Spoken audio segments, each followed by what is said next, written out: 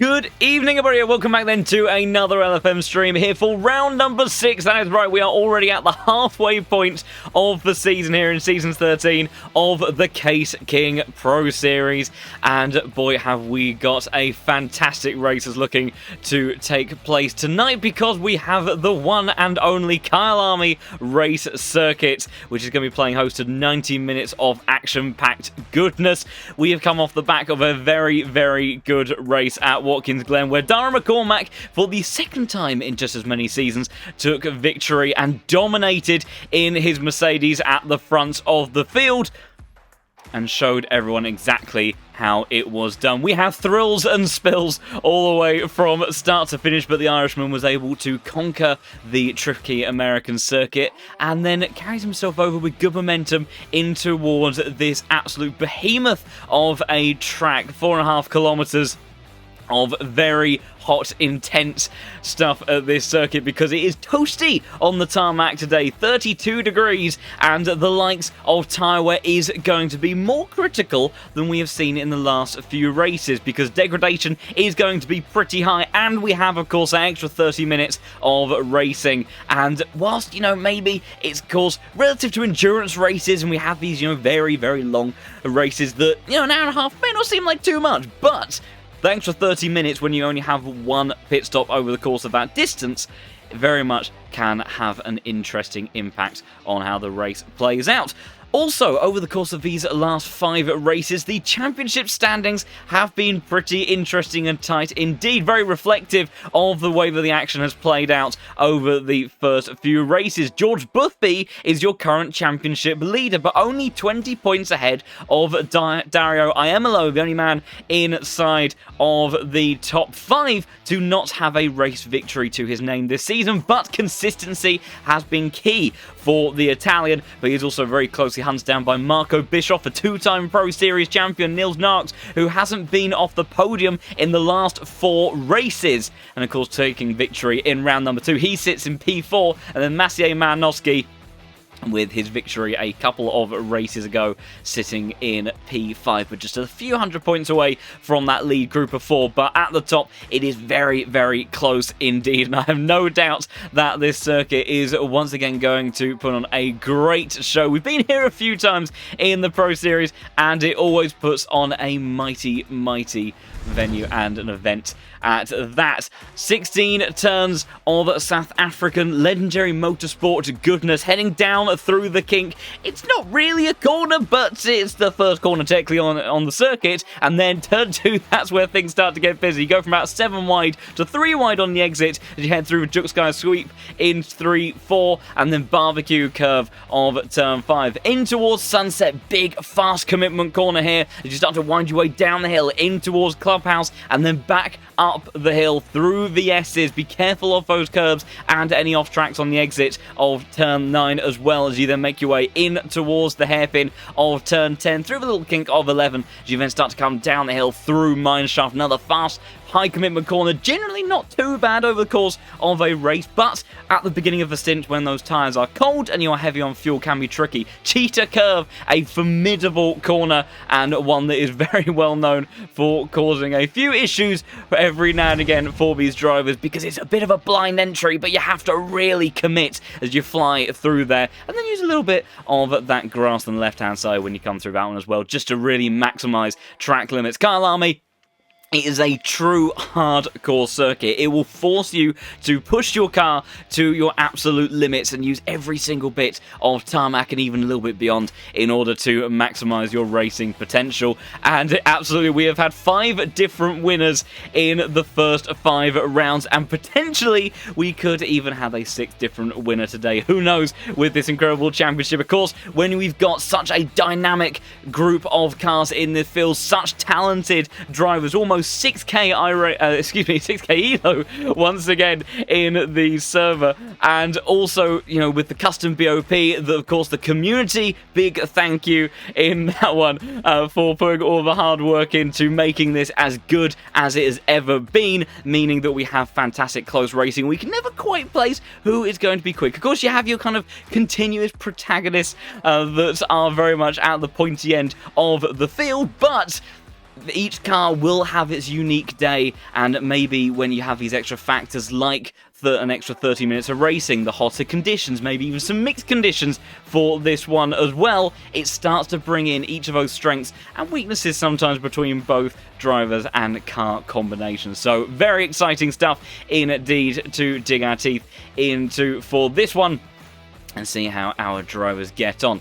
Drivers should be up and running now in the server, so we shall get underway in just a moment, where they have these final few moments of practice to get themselves dialed in and make sure that their cars are feeling happy around this very tricky circuit, because like I say, it is a very, very good one indeed. We'll go on board with some of our drivers when we get into our qualifying session, and we can see exactly what this one is all about. Also, hopefully, fingers crossed, I know it's been a bit of a request over past weeks, but I hope Pitwall should be up and running. Fingers crossed. If it's not, something's broken, and I'm very sorry. But I think it should be okay and good to go on that front. And we can see how our drivers are getting on in just a moment. I turn the question to all of you once again in the chat. Kyalami, how does it sort of, you know, go on the scale for you? Because for me personally, it's actually one of my favourite circuits on ACC. It's got that really nice combination, I feel, between kind of, you know, the danger element of what a really hardcore, proper race circuit in GT3 racing brings, but at the same time, you know, it's got enough track width, enough of a forgiving nature at times.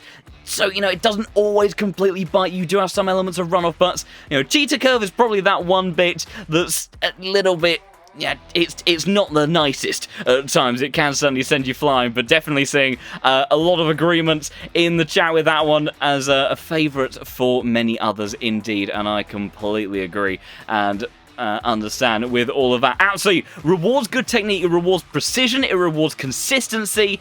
That's what I mean about it being a proper driver's circuit. You really have to be on your A game for this one, but when you hook it up, what a lap. You do feel a bit like a god behind the wheel around this incredible track.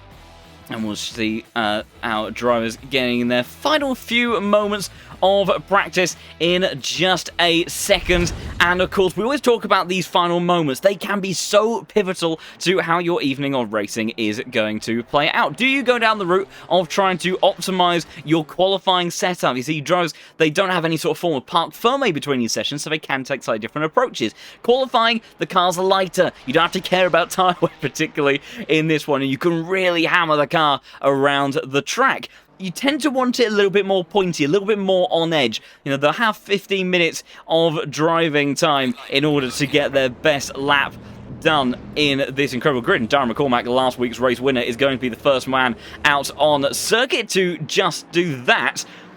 But you can have that extra element of risk. In the race, you want something, especially when you consider something technical like the Cheetah Curve, you want something that could deliver consistency. You want good pace, clearly, and there are going to be similar characteristics that you want to carry over from your qualifying setup, but at the same time, you are going to want the car to just maybe be a little bit more pointy, allow you to dive into those corners a bit more aggressively, use those curbs when the car's a bit lighter. You can get away with hammering those a bit further. That changes up how you approach the suspension and so on and so forth. So, you know, how you go about optimizing those things is as much the kind of engineering technical side of your preparations as it is in terms of having a bit of a change of mindset with your driving style as well.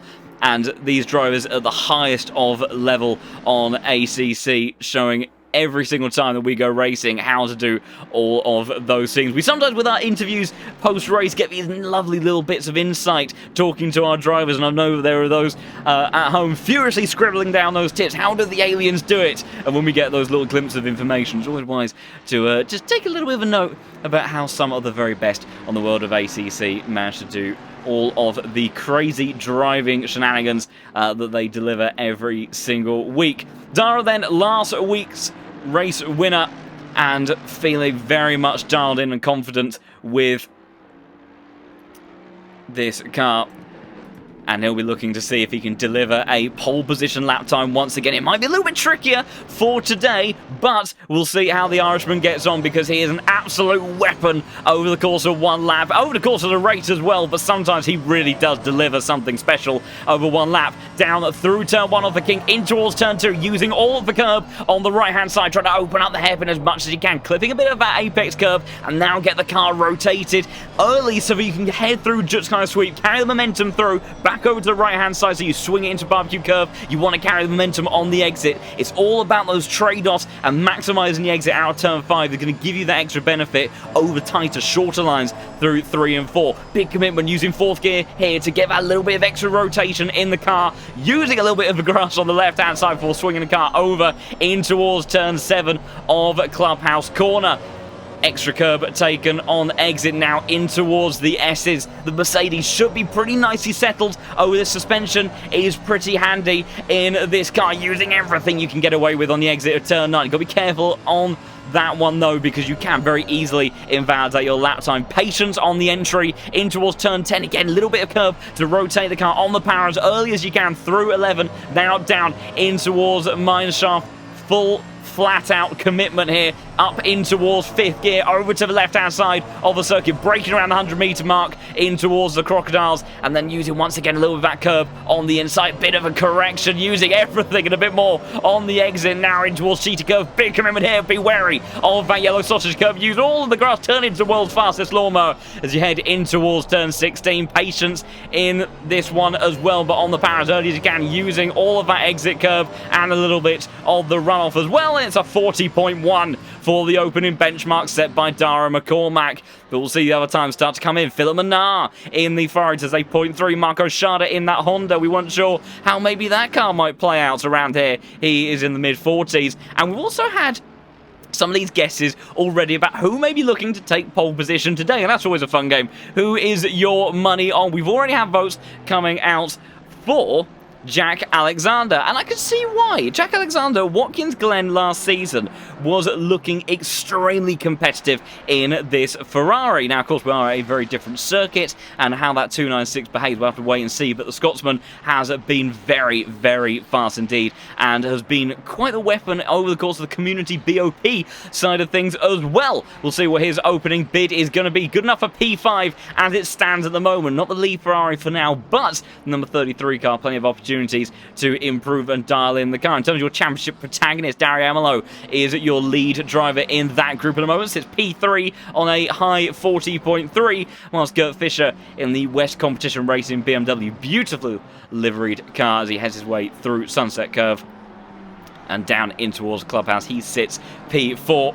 Improvements coming through. George Boothby's opening bid gets him into P8, journey up into P7. I know that he's been struggling a little bit for confidence and consistency over the course of the most recent build of his game, and hasn't been, the most happy with the kind of TC0 meta that we live in the current version of ACC, but seeming like he may have a little bit more pace dialed in than we've seen in recent races. He sits inside of the top 10, although very quickly displaced by his sister teammate, Aidan Walsingham, who sets an improved lap time, invalidated his opening attempt, but gets himself just within a tenth and a half of McCormack. Kolosov, good lap from him from the Armand Terrier car, number 10, up into P3. Nils Nagelsmann hasn't been off the podium in the last 4 races. He's been P3 for the last 3 races, and I'm sure that he'll be looking to improve on that. He goes towards the front row and puts the BMW between the 2 AMG Mercedes cars as we get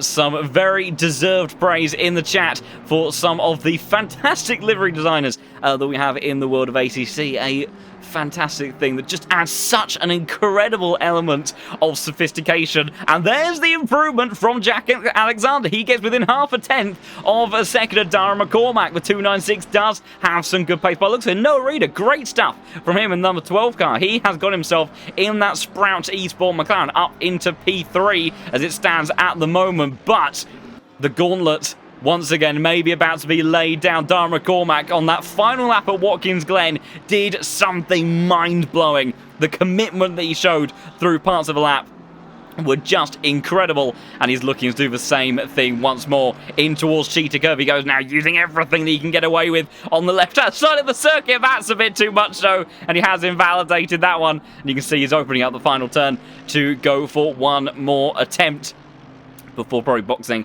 and coming into pits for a fresh set of tyres. Nils Narkso finding pace in this BS Plus competition. BMW, he has found a 10th through Cheetah Curve. Steady and committed, as you like, looking very calm and composed through there. Sometimes it's a case, of his BMWs, the Aston Martins, they don't always look the most dramatic, but sometimes those are the very laps that are the quickest. He does improve and he gets within 200s. He lost a little bit in the final sector, but a tidy lap from the German driver.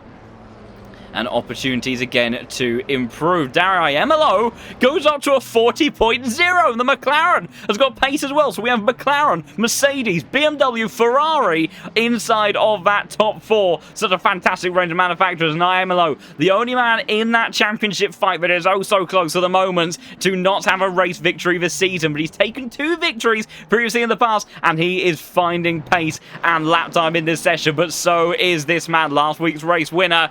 He knows that over the course of the race, the Mercedes could start to come into a little bit of trouble with its tyres. It does tend to burn through, especially those front tyres, a little bit more than some other cars. It leans on them very heavily to rotate that big, hefty front end on this one. But in qualifying trim, like I say, not so much of an issue, and qualifying could be pivotal to the Irishman's race because track position for this Mercedes may be the key to unlock back-to-back victories and to become our first repeat winner of Season 13, and he is absolutely flying. This could be the first 39 on the board. 2 tenths up, 3 tenths briefly, carries the momentum on the exit. Dáire McCormack doing what the number 13 car does best, and he heads towards the line. It's almost a 0.8, a 39.907, and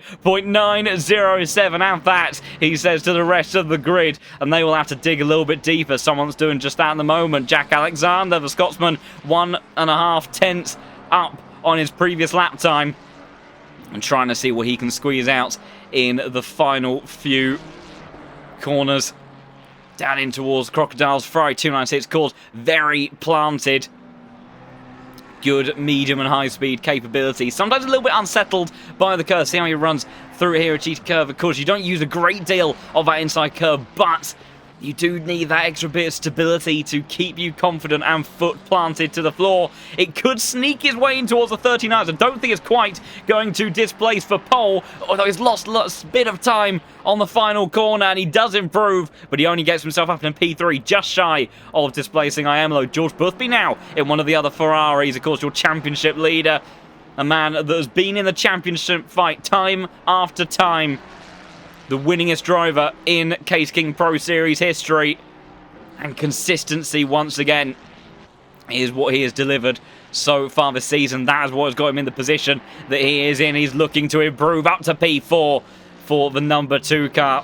So now Mercedes, McLaren, 2 Ferraris and a BMW make up your top 5. Maciej Malnowski, the driver that took race of victory a couple of weeks ago, and that's a surprise. He was 2 tenths up on the exit of turn 16 and abandons the lap. So, deciding that he's definitely got time to play with, but he wants to have another crack at it on a different occasion. Pawlowski did not have him last week, but the ITB Racing driver very, very fast indeed and finding lap time. 2 tenths up on his previous best, but he currently sits down in 36th position. Expect to see this car climb up quite a few positions, and we'll see whereabouts we get. Of course, we've also got the likes of Tinko van der Velde in the server as well. We haven't had him for a couple of races. He currently sits down in 27th position, and he is just 0.6 of a second away from his teammate, who sits in P1, so the smallest of margins, making such a huge difference. Once again,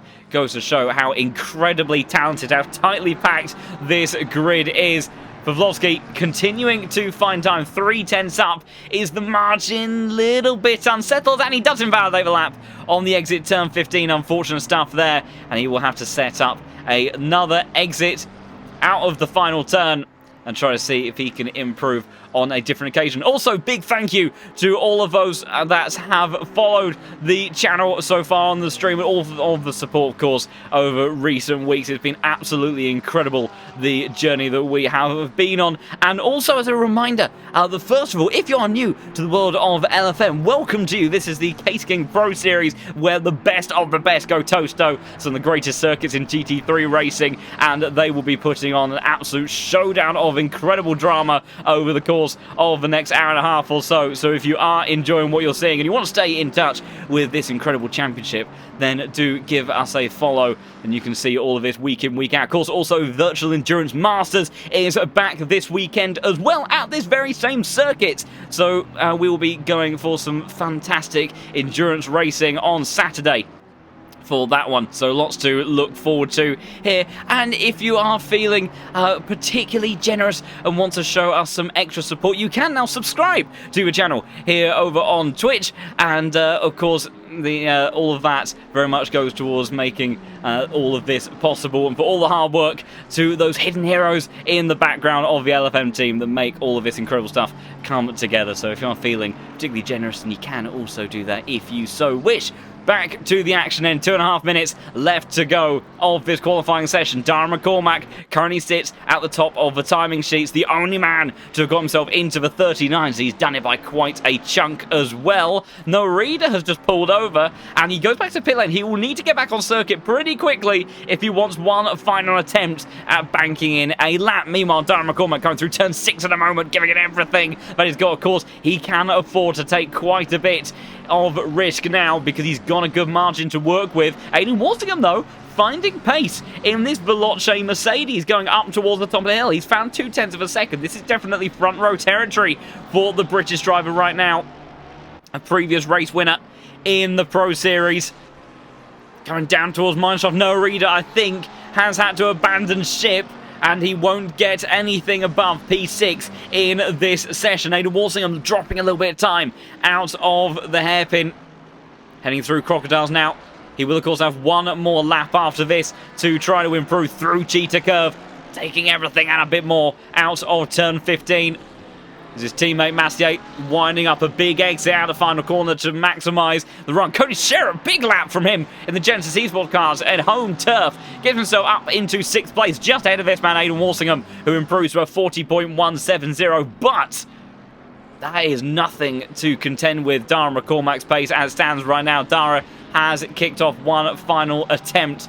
Massier finding time as well. Let's have a look. Fabrizio Campanella, 0.2 of a second for him. Trying to get himself into the low 40s. Could be top 10 territory for the Italian as he crosses line P11. Briefly, though, because displaced by the man that was immediately behind him on circuit, Emanuele Tajdain in the number 14 McLaren goes in towards P10. As cars starting to set their final bids in this session. Aiden Walsingham, I think, has abandoned the lap, so no further improvement than PA. Valentin Barrier, the Frenchman. Good effort from him in the Aston Martin. Gets himself in towards P6, just 0.003 of a second away from Niels Knox. Also the call for pole for Jack Alexander. Oh my goodness! He's trying to get himself out of the way of everybody so he can get across the line last. He's just about going to make it. I think it's going to be oh so close. I think he's just missed it. Oh, Jack Alexander misses an attempt to get a final lap on the board, trying to duck and dive away from the Yeet Esports Honda, so it won't be anything above P3 for the Scotsman. Dario Iemolo is also in the pits as well, so all eyes point towards this man, McCormack. I think he's already got the job done, but he rubbed salt into the wound last time on his final attempt. Does he go full send in towards this next turn? Cheetah Curve. Big commitment on the entry. just about keeps it within bounds this time, and he's purple. He is going quickest, and he is going through turn 16. The final corner uses everything that he can on the exit. It might be a 0.8 from the Irishman as he heads towards the line. It's an 8.57. He finds half a tenth on the final lap. And there is nothing that anybody can do of the pace of Dáire McCormack. Back-to-back pole positions. Oh, big mistake from Bernardi. That's the threat and the risk that Cheetah Curve comes with. And he's practicing tree instead. And decides to bring the speed limiter ball with him to comfort him in his woes through Cheetah Curve. Holding it like a cuddly toy. Lloyd Uranium, number 16 car, the last car across the line. And he goes in towards 26th position. And my goodness, what a qualifying session once again. But Dáire McCormack, a mighty qualifying from him once again. But the question is, that Mercedes, it's almost no surprise. It's quick over one lap here. And it's in the hands of Dáire, who, again, absolutely mighty over the course of one lap. And what we're seeing consistently, Dáire, there's been discussions at time about the pace of this AMG in recent weeks, but you have to look back last week. We have some incredible talent that are also in these fellow Mercedes AMG cars last week, and Dáire made them look like they were standing still. So that is a driver-car combination that is just working in harmony right now and is extracting everything at the absolute maximum of that performance envelope. So full credit where it is due to Dáire then for once again finding a huge amount of pace and being able to deliver lap time in that car where other people have struggled just a little bit to dial in that same kind of pace. And then he's joined on the front row by Dario Iemolo. A very interesting lineup that is going to be heading down in towards turn 2 on that first run. But, like I say, the question is, that Mercedes, good over one lap, able to extract pace, but it is a very hot Kyalami race circuits day. It's an extra 30 minutes of driving around here today, and those front tyres may start to struggle. Luke Whitehead, once again, returning into the chat and being rather harshly annihilated by the Nightbots. He tries his best, but great to have the reigning champion back in the chat and watching on as some of these guys will be kicking off very quickly to see how we get on with this one. But those other cars behind, the McLaren, the 3 Ferraris, the BMW of Niels Naox, who we've seen time and time again become more competitive over the race distance, of how he's able to manage the consistency of that pace over the entire race. That may be where these cars start to fight back towards that Williams Esports Mercedes that started on pole. We'll have to see how it all plays out. We will run through our grid in just a moment and see how we get on. Did someone actually get a 10-minute timeout? If that did, I'm incredibly sorry. I must admit that the Nightbot is just a little bit on the antsy side. Like I say, he tries his best, but he does sometimes be a little bit overly harsh. We'll get back to the starting order mode. Dáire McCormack then starts on pole position with Dario Iemolo, the Italian, the man that sits P2 in this race. Starts is been P2 in the championship as well, so keeping up the consistency. Great stuff from the Veloce Academy driver. Jack Alexander, a man where the bets were somewhat placed on him potentially for pole position. The Scotsman is up there, but not at the very front, but still in race-winning contention. George Boothby, consistency, and the championship leader. He starts P4 ahead of Philip Menard on home soil in P5. Niels Naox has not finished outside of the top 3 in the last 4 races. He starts in P6, but still definitely in a position to challenge for those podium spots. Once again, Valentin Barrier starts in P7. Cody Sherritt, the first of the Genesis Esports cars, he starts in P8. Of course, quite a special race for that crew. I do believe their entire roster, if I'm not mistaken, may be from South Africa, so they'll be trying to gun for the best result they possibly can. Aidan Walsingham and Kamil Pavlovsky for ITB Racing round out your top 10. Noah Reader, your lead of the Sprout Esport cars, he starts in P11 with Marco Wong, who starts in the P12 spot in that number 25 BMW. Farislav Kolosov, good qualifying from him in the Aston Martin. He starts in P13. Emanuele Tajnain in the number 14 starts in P14 with that one. And Adam Spansky will follow up in the next of those ITB Racing McLarens. As an actual fact, somebody has gone out of sequence here. Somebody, that is Tiskovic, that I believe has disconnected in some form or another. I'm not sure if he's in the pit lane at the moment, or if he is disconnected from the server, but one way or another, disappointment for him. Then we have Campanella, so he will start in P16 ahead of Gert Fischer, starting in P17 for the West Competition Racing BMW. Good evening to you, Mr. Kylo, our statistician, once again in the chat. Matteo Malinowski starts in P18 in number 18 car, but do not let that fool you. Already taken having a race victory so far this season, one of the quickest and fastest in that Porsche. Timo Karppinen starts in P19 with Tommy Razia rounding out the top 20 in the next of those Mercedes. Jardier starts in 21st place in that number 5 car, dropping some positions in the latter half of that qualifying session. Tariq Adam, the next of those Genesis Esports cars, starts 23rd, and the man that you were searching for, the number 1 man in the server, number 1 man on the LFM platform, Marco Bischoff, a disastrous qualifying for him, the 2-time Pro Series champion, 23rd position for him, and several positions down on his teammate. Not often that we see that. Full credit, of course, to Noah Reid and Marco Bischoff, lacking a little bit of pace and confidence perhaps around here, but a lot of racecraft experience inside the cockpit of that McLaren, maybe to make his way through the field. Lois Rainier and Marco Schade make up the next couple of spots on the 13th row of the grid, with Eric Gessel in the next of the Porsches, and followed up then by Mattia De Campo, the Italian. He starts in 28th position. Great support in the chat. Once again, do give your drivers a bit of a cheer, a little bit of extra motivation. Igor Odenkov in the number 29 spot on the grid. He starts just ahead of Stefano Bernardi in the number 35 Ferrari. Dennis Wittschalker, the next car in the field. He starts in 31st place. And then we have Lauren Prima in the number 38 McLaren. He starts in 32nd with Sasha Vassava, very distinct liveried number 17 Unicorns of Love Mercedes, just ahead of this man as well, Tingo van der Velde, 34th position. Expect that car to move forward, but again, a car that we would not expect to see that far down the grid whatsoever. Michael Frey, the Swiss drivers, everyone starts to get a bit of a hurry up on the closing stages of the formation lap. He starts 35th. Vincent Proel in the number 37 car. He starts in 36th position.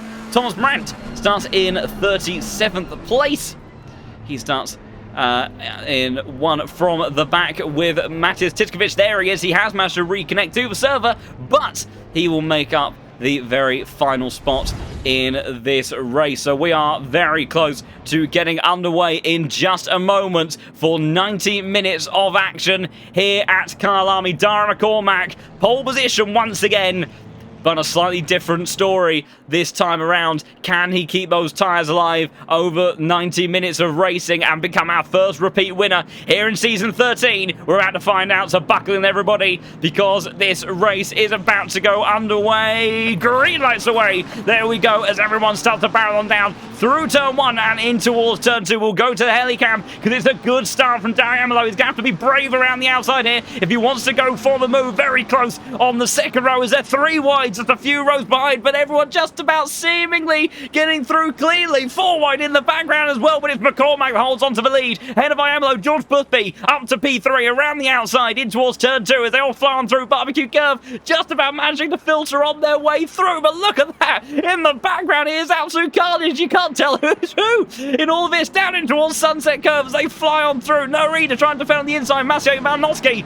down the inside of Manuel Tajdain as well, as they all fly on through down in towards Clubhouse Corner. It's very tight, it's very twisty on the opening lap of this one, but just about everyone squeezing through. Okay, Malinowski losing out a little bit to the McLaren as they all jostle for position. Genesis Esports car briefly onto the grass as well. Malinowski, though, he fights back, goes a little bit wide. Campanella finding a bit of a run out of the S's, trying to have to come onto the brakes briefly, not to hit that curb on the right hand side, because it will send that 296 flying down the inside. Cars behind as well, but Dáire McCormack, I can tell you, has absolutely flown away from the grid at the very front of the field. Half a second is the gap. That might not seem like a lot, but when you look at the rest of these margins, he has got the bit between his teeth, and you can see already an extra couple of car lengths over those behind. But a great start from all these drivers through Cheetah Curve for the first time. Do we see any victims? Neil Knowles going a little bit wide in the background, but everyone just about making it through okay as Adam Spansky gains a position over Tommy Razia.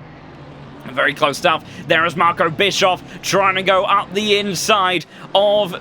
Who is that in front of us? Tariq Adam, and he's also got Jardier just in front as well on board the rear diffuser of this McLaren, but he has the number 1 car trying to move up positions, trying to gain places. He's only gained 1 so far, but there's a little bit of door-to-door contact very late on the brakes. Here's the throw, trying to go all the way around the outside, trying to find some space to work with. Marco Bischoff is now under even some pressure from Marco Schade in the Honda, who's had a great start. He's up 3 positions already. Cameraman can't even fight the rest of the grid as they head on through the Esports Honda. Can't proceed any further through the field. Sasha Vassner, I think, dropped some positions there as on their second run down in towards turn 6, and they go trying to find space as the McLaren up the inside. Who is that? Thomas Moran trying to go through on Vincent Broels. Tiskovic getting involved in all this one as well. He might be at the back of the grid, but it's just as chaotic and there's just as much mayhem as there is in the mid-pack. Very, very close to that left rear corner of the McLaren, just ahead. Equal cars, equal machinery. And in the end, they stay as they were. But I imagine this is exactly how it's going to play out over the course of this entire 19-minute race. Marco Bischoff has sent it around the outside of Tariq Adam, but he's now under fire from Marco Schade in that Honda. How much pace has this Honda got down the hill? And you can see Bischoff, he has lost out there. The Honda is through the ET Sports car. Marco Bischoff, does he send out the inside? He can't. Defensive taken from the Honda, but it's late braking around the outside. And Sprout Esports car's going to get run a little bit wide. He's trying to keep his nose tucked in there, but in the end, he has to file back into position. And he will just have to recompose, trying to find an opportunity elsewhere and see how it goes.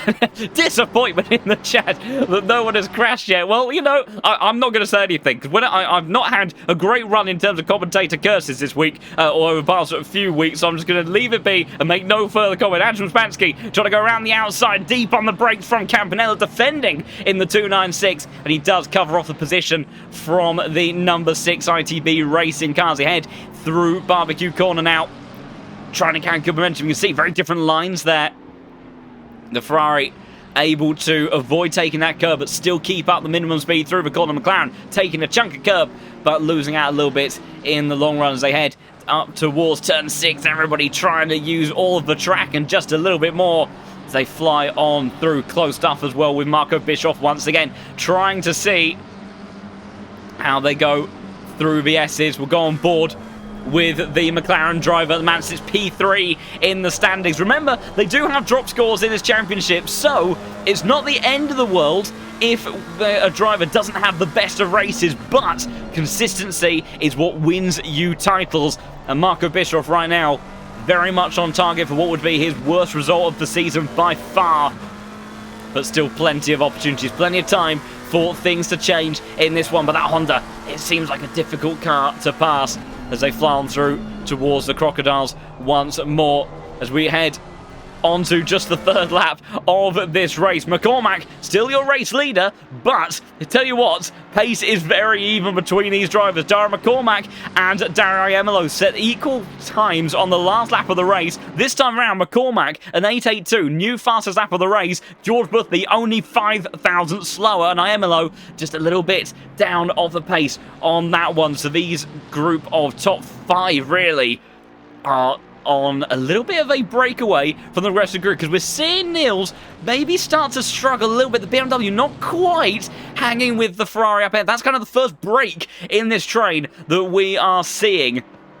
And it's not the first time in that where the BMW just hasn't quite had the same degree of pace as some of these other cars. As meanwhile, just behind Kolosov, Manuel Tavaid battling away with Maciej Malnowski, trying to look towards the outside, but he's invited Campanella to look around the outside of him, maybe the outside of two, deep on the brake, so from the Italian, Maciej might get the cutback, he does, flat 6 torque and power, jostling for position in towards the S's. Maciej does go on through, and there is McLaren side by side with Campanella, trying to see, watching, waiting for an opportunity, but he's got to be careful. Tommy Razia in this fight as well, looks to the left, he's got Karppinen on the outside of him as well, who's braked extremely late, got all the way around the Mercedes, trying to go around the other two in front as well. Great stuff from the Lamborghini drivers. They fly on down towards Mineshaft now. Maciej making a little bit of a breakaway. He needs to escape the toe of these cars because that Porsche is going to suffer a little bit in a straight line. Side-by-side action through Mineshaft. They go Gianni side-by-side with Go Fisher as well, who's trying to go up the inside of the Mercedes in towards Crocodile Corner now. And you see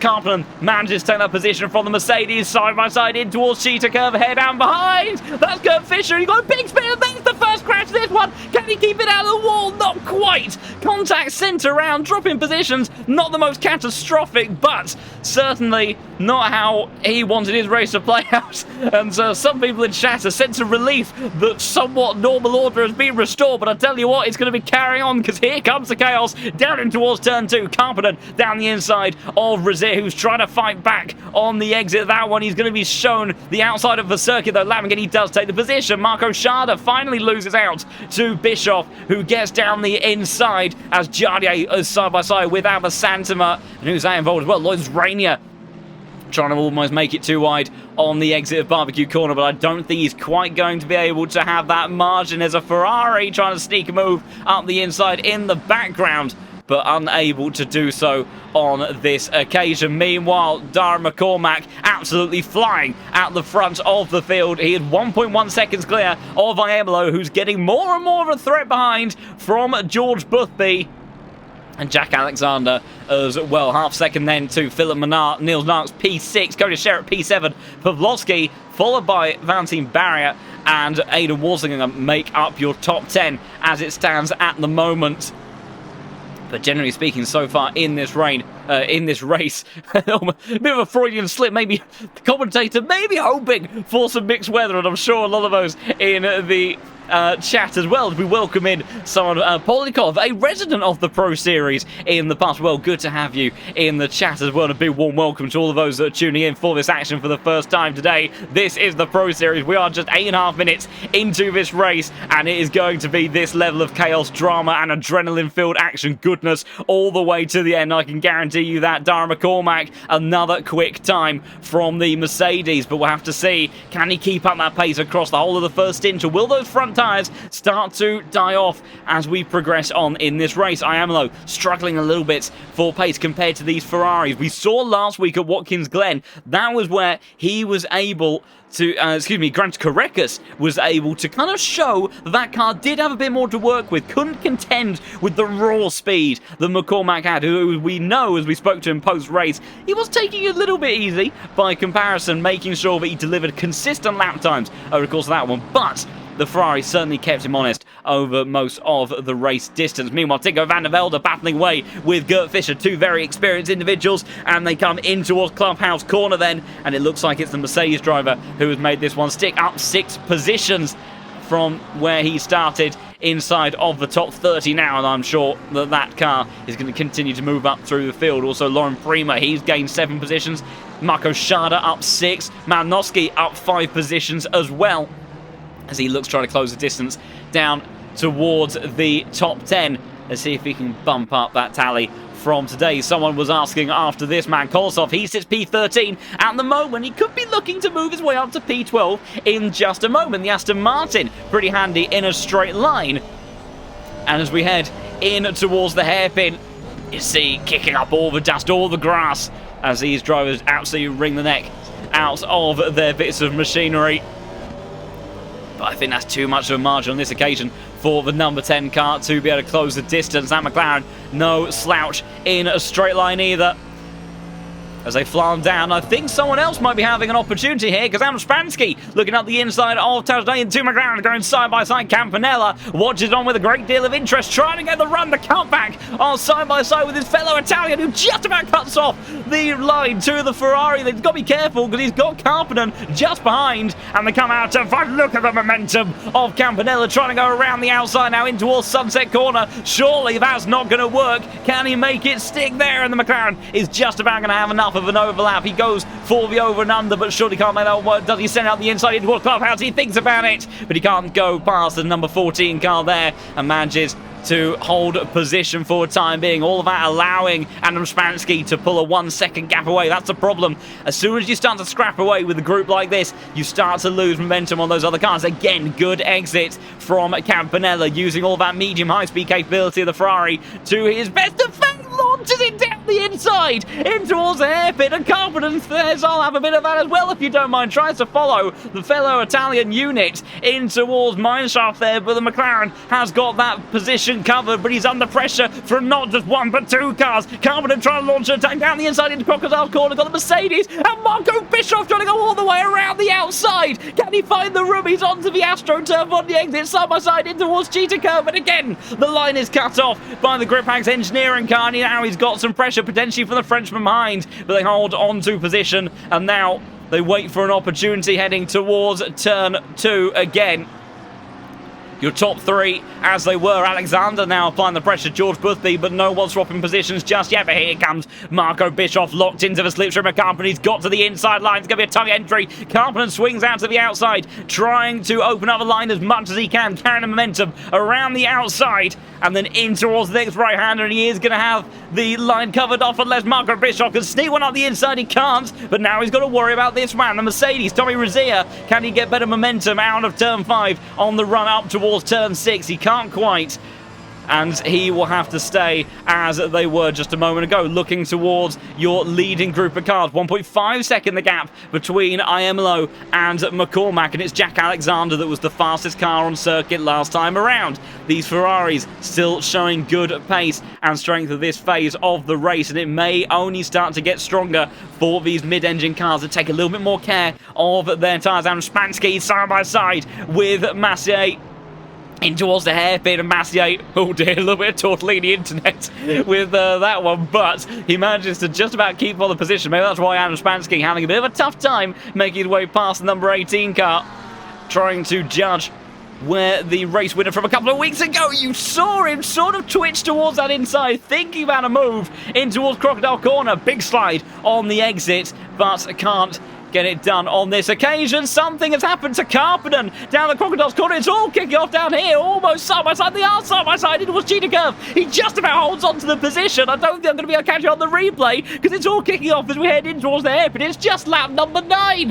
And now on the exit for 2 Genesis Esports car, 1 McLaren, 1 Ferrari, and they are going toe-to-toe. Lloyd's Radio for SCL Esports. It's going to be 3 wide down in towards turn 2. We go on board the rear diffuser of Karppinen, who's watching this all play out behind him. He has something happen to him down towards Crocodile's Corner, and there's a big send from Tariq Adam, the South African, the local man, in that number 34 car, going side by side with his teammate Santama in that McLaren. They head up in towards turn 5. Can the Ferrari get the job done? We know that car's been quick in towards this corner. He does just about, and now Loren Prima trying to continue his charge through the field. He's been up 7 positions in this race so far. Can he make it 8? He can't. He slots into position, and he'll have to wait for an opportunity.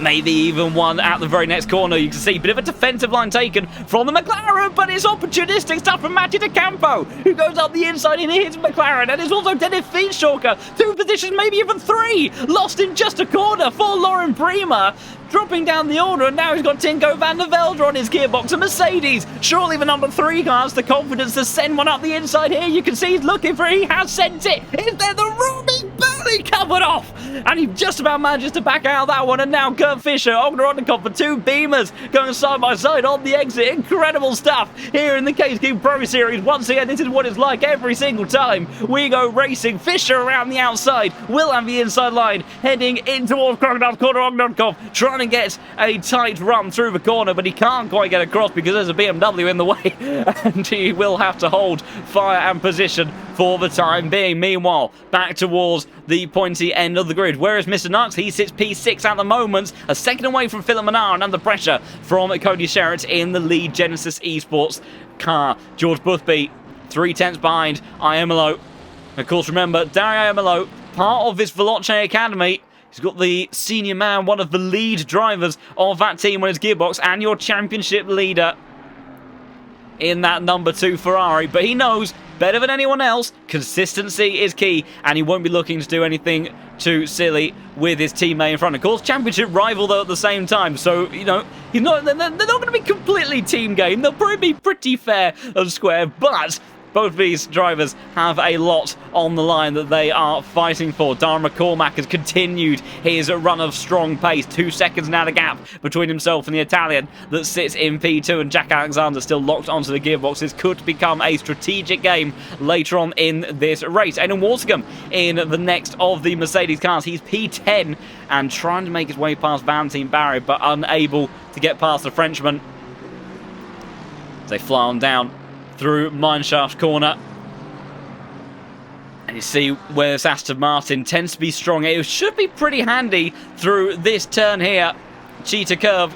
Big commitment needed. You need a car that is just going to give you a stable, comfortable run. You can see he does open up the gap there, but also that is also likely due to some hesitation from number 9 car. When you're so close to the back end of one of these other cars, it's why it's so tricky sometimes to actually pass around here, because if you're absolutely glued to the car in front, not only are you suffering aero wash and things like that, which makes life a little bit trickier anyway, but you just can't see the corner. You know, the viewing isn't always the best in these GT3 cars, and there's such a fine margin through turn 15 as to what is going to result in a quick line and what's going to put you in the gravel trap and maybe into the wall. So, you know, especially if it's not those final few moments of the race, if there's time to work with, if you've got the ability to have a bit of patience and maybe wait for an easier opportunity to come your way, and then you see these drivers maybe take something like that, as something has briefly happened to Tariq Adam. Very defensive in towards turn 2, dropping a 1.2 second gap to himself and Timo Carpenter. Now he's under all sorts of pressure from Lois Rainier. In towards turn 6 they go. The Frenchman behind in that number 16 car, stuck in a little bit of a Genesis Esports sandwich as it stands right now. 1 Ferrari, 1 McLaren. Very close stuff. Santama making the rear end of that little trio. And barely a couple of tenths between each of those cars. Same goes for the margins between Iemolo, Boothby and Alexander. And McCormack, I mean, he'll be pretty comfortable at the moment. He'll be feeling pretty happy, I imagine, with his opening stint of pace. We're wanting to make sure he delivers these lap times, but he'll be hoping that these cars behind have a little bit of an intense scrap and open up the gap between himself and that group behind, because it also means he can take a little bit more of an easy strategy overall. He doesn't have to worry about maybe one car trying to undercut him by going very aggressive at that pit stop window. He can probably take a bit more of a kind of conventional midpoint of the race and plan out his race more effectively. It opens up those options, it makes things a bit more comfortable, but you do risk potentially going a bit late as Carpenter's run into some strife. I think he's had a trip through the gravel at turn 15. And he has lost a little bit of time. I don't think he'll be under threat here from the McLaren of Lois Rainier unless it is a big send. Is closing the distance. They are thinking about it. You can see Lois Rainier looking towards the inside, but he does tuck back into the diffuser of the Lamborghini. Meanwhile, there was, I think, a little bit of a swapping of position between Kolosov and Noarida, who are battling away for P12 as it stands at the moment. We'll try to catch on the replay. I know we haven't had much of a chance of looking through the replays of this one, but we'll see what was going on between. Oh, look at the aggression on the defence! Desperately trying to hold back the Aston Martin, but Kolosov kept the pressure on. No reader on a super tight line, and in the end, just loses out track position in all of that one. My goodness, that was such high pressure there to be squeezed that close to the inside. I felt a little bit like Barrichello versus Schumacher at the Hungaroring, I think back in 2010, if my history is correct. And my goodness, he kept his foot absolutely pinned to the floor, and that one he was rewarded heavily with the position in the end. Noarida just making a little bit of a mistake. Meanwhile, this little trio of Ferraris battling for the podium spots. George Boothby leading that group, and absolutely Boothby is all over Dario Iemolo as it stands. We're having a little bit of trouble actually getting the camera to switch over to that lead group of cars. Not quite sure where I can't get to that end of the grid. I shall do my best to make my way to the pointy end of the field in just a moment. But I'm not having the greatest amount of luck, so I think we will have to do a little bit of emergency kind of overlay surgery on this one, as I don't think... Will it respond to me now? No, it won't. So we will do a little bit of that, do a little bit of that, and hopefully, all things being well... Fingers crossed. Please. Oh, maybe. No. Ah, it's broken entirely. Well, that hasn't gone very well at all.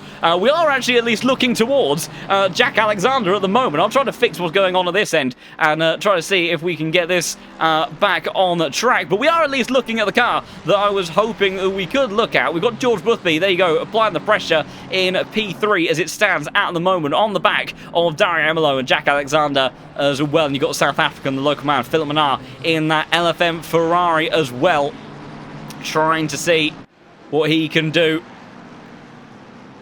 as these 296s barrel on down. You see the McLaren tends to be a little bit better in a straight line, has a little bit more top end to work with, but the Ferrari, it's so good, fast and consistent through some of these corners, as we've now for some reason ended up at completely the wrong end of the grid. I think we're now looking at Noah Reader battling away with one of the Mercedes. Apologies everybody, as I desperately try to get the show back on the road and see if we can figure out what is going on here. Not having the greatest times whatsoever, but we will plough on and see what we can do.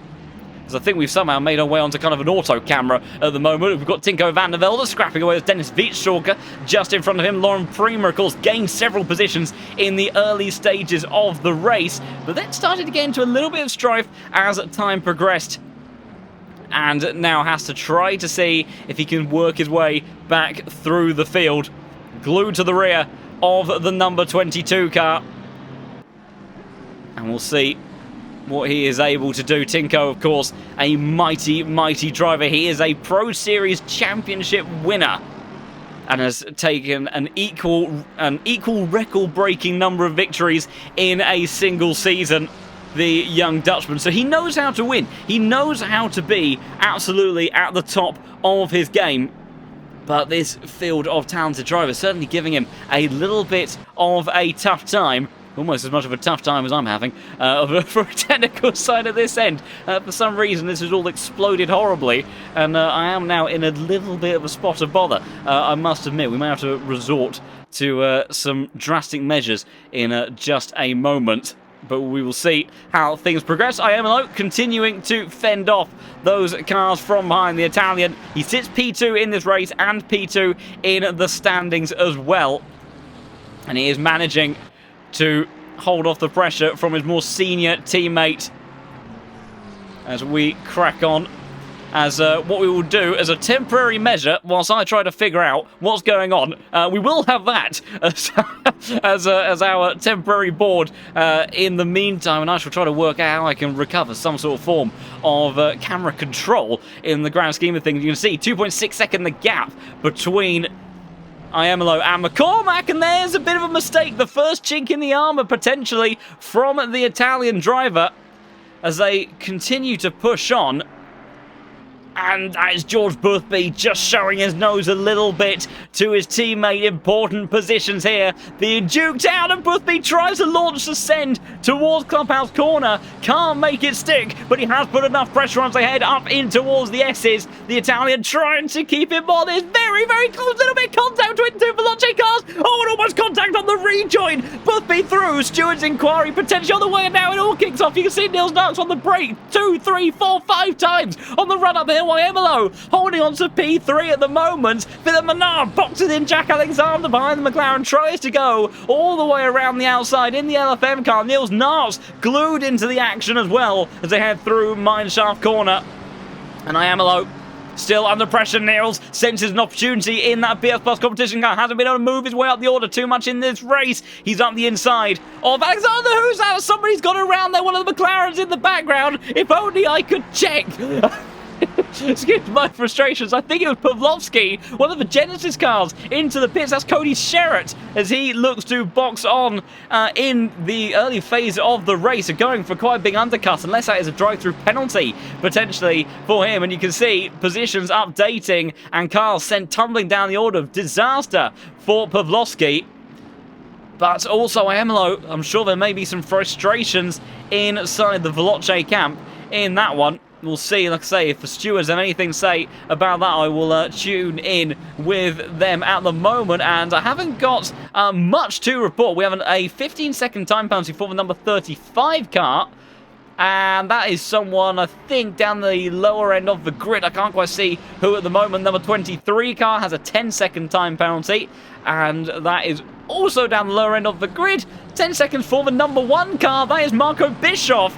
Disaster for the man. He's got himself up to P17, but he sits P3 in this championship, and it was already looking like a pretty poor day for the two-time Pro Series champion, and that is certainly not going to be helping his day whatsoever. A warning for the number 27 for contact, and we'll have to wait and see if there is any further investigation, though I can tell you the incident between Aemelo and George Boothby has resulted in no further action. So George Boothby up into P2, Aemelo down to P3, just about managing to avoid further chaos.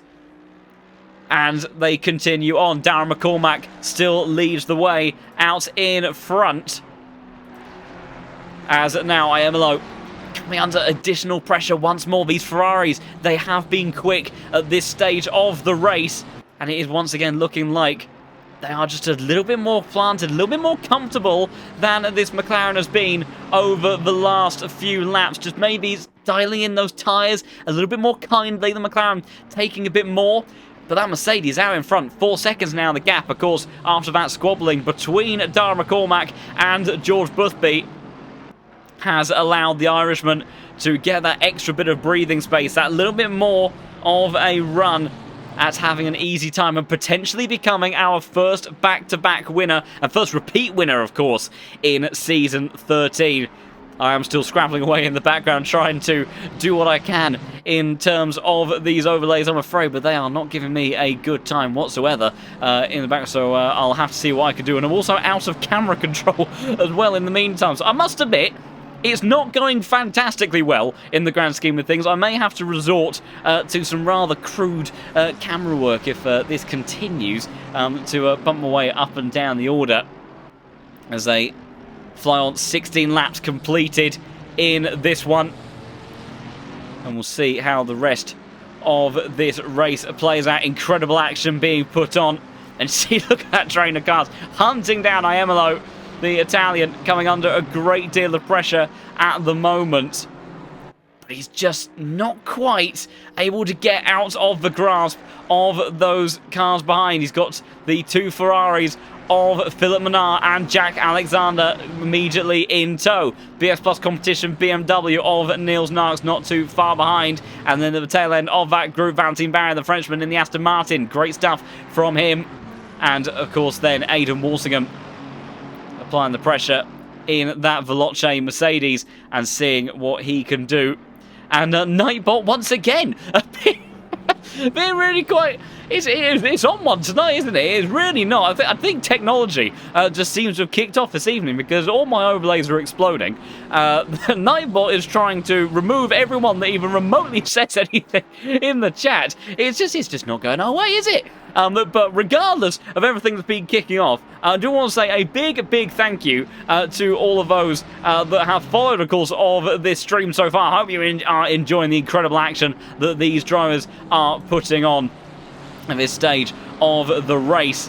And I think, like I alluded to, may have to do a little bit of more sort of crude camera work. I can't even remember the controls, I must admit. I was really hoping that was going to be the answer. There we go. Okay, we can at least move up and down cars. The problem is we will have to kind of do it one at a time. So not ideal, I'm afraid, by any stretch of the imagination. But right now, unfortunately, that seems to be the best that I can do. We can see the Ferrari of Philip Menard, the South African on home turf, in reach of a podium finish. And he's been very consistent so far this season. Not quite the best of the best. Also, apparently, a penalty for Gert Fischer. Further down the order, a 5-second penalty for number 23 car. Was that George Boothby diving in towards the pit lane? No, it wasn't. It was just him diving out of my shot briefly for a second. Once again, in this lead group of cars, very close to the back of the McLaren in front, but the straight line speed of that McLaren enough to hang with that one and able to keep the McLaren on this, but just not quite close enough in order for positions to change. Looks like a lot of these cars have settled in to some spots. We've got Tariq Adam losing out a little bit further down the order, as I will try to do this as nicely as I can. I am sorry, this is not the way that I would like to be doing this, but I do want to try to see what sort of battles we have going further down the order. We can see Maciej Malinowski, Taj Dain on your screens. And looking at that grid, who are those McLarens and Ferraris in between? Adam Spansky and Campanella, they've been involved in some pretty intense scraps over the course of this race so far, but seem to have settled down briefly for the time being. McLaren, you can see, taking a chunk of curb through there, maybe a bit more confident than the Porsche just in front of Malinowski, but not able to break away from this group as it stands.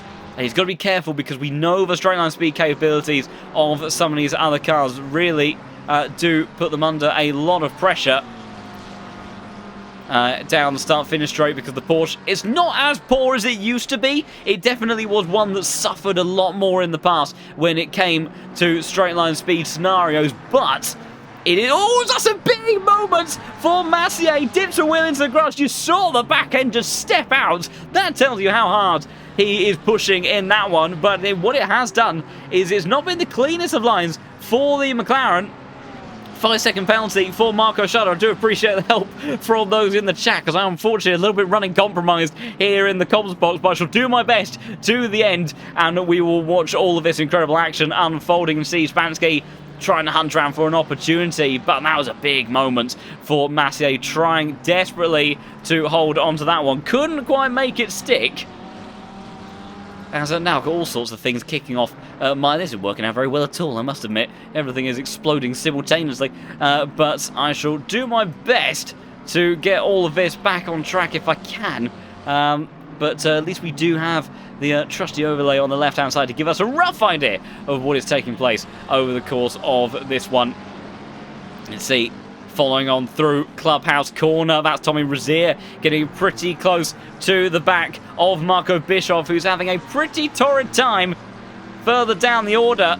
Has not had the day that he would have wanted, and I think this is definitely going to be one of his drop scores of the season. If it's not, then that is a pretty dire time for him, because the man that sits P3 in the standings, a two-time champion, and someone that got himself to the top of the leaderboard just a few races ago. And that is side-by-side Campanella, Adam Spansky, barely a hair's width between them, side-by-side in towards the Crocodiles. Ferrari left to the outside, going to be tricky to hold on there. He's just about kept his bumper in. Surely he backs out on the run in towards Cheetah Curve. He doesn't. He forces the over and under scenario, and here comes Taj Dain now trying to send one up the inside in towards the hairpin. Can't quite make it stick. Campanella aggressive, and that may have compromised his exit enough for the McLaren behind of Emanuele to gain down the start-finish straight. Of course, he is slightly protected by the slipstream of the McLaren that sits ahead of him, but not ideal. Goes a little bit defensive, does the Italian job car just behind.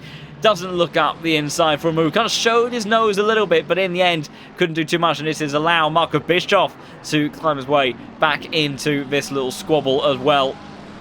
And we'll see also how our lead group of cars is getting on. Once again, apologies as we look towards Philip Menard on the rear diffuser of Dáire McCormack, the Veloce Academy driver. He was P2 for a long, long time, and then that squabbling initially created by an error, a forced error onto the Italian driver down towards Clubhouse Corner. got the opportunity for George Boothby to sneak up the inside, then got messy through the S's, and he very nearly tumbled his way down to nearly the tail end of the top 10 as pit window is now open. So these drivers have a central 20-minute opportunity in this race to serve their mandatory pit stop.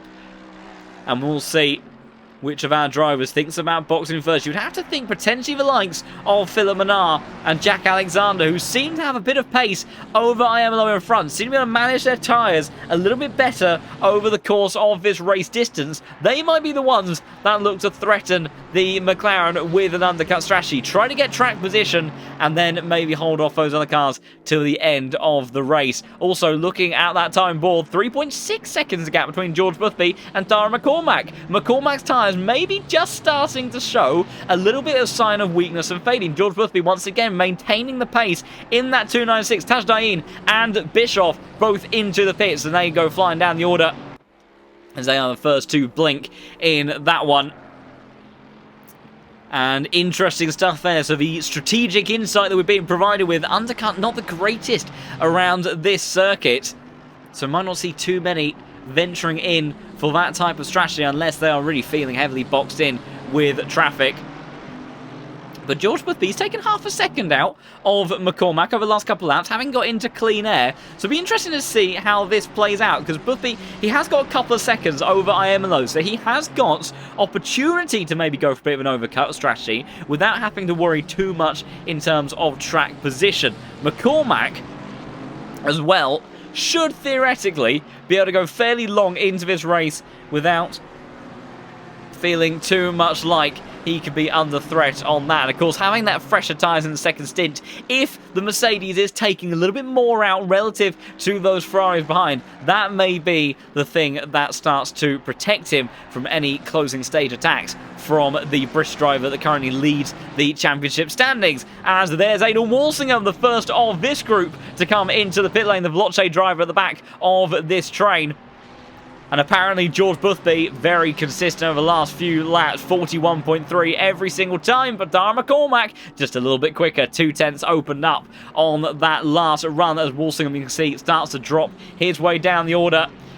And until now, I'm not the only one that can commentate a curse of drivers. At least that's, from my perspective, I have to say, that does make me feel slightly better, because I have had some pretty terrible curses over the last couple of weeks. So I'm glad at least it's not just me in that regard, as we see the fight continuing for these podium positions.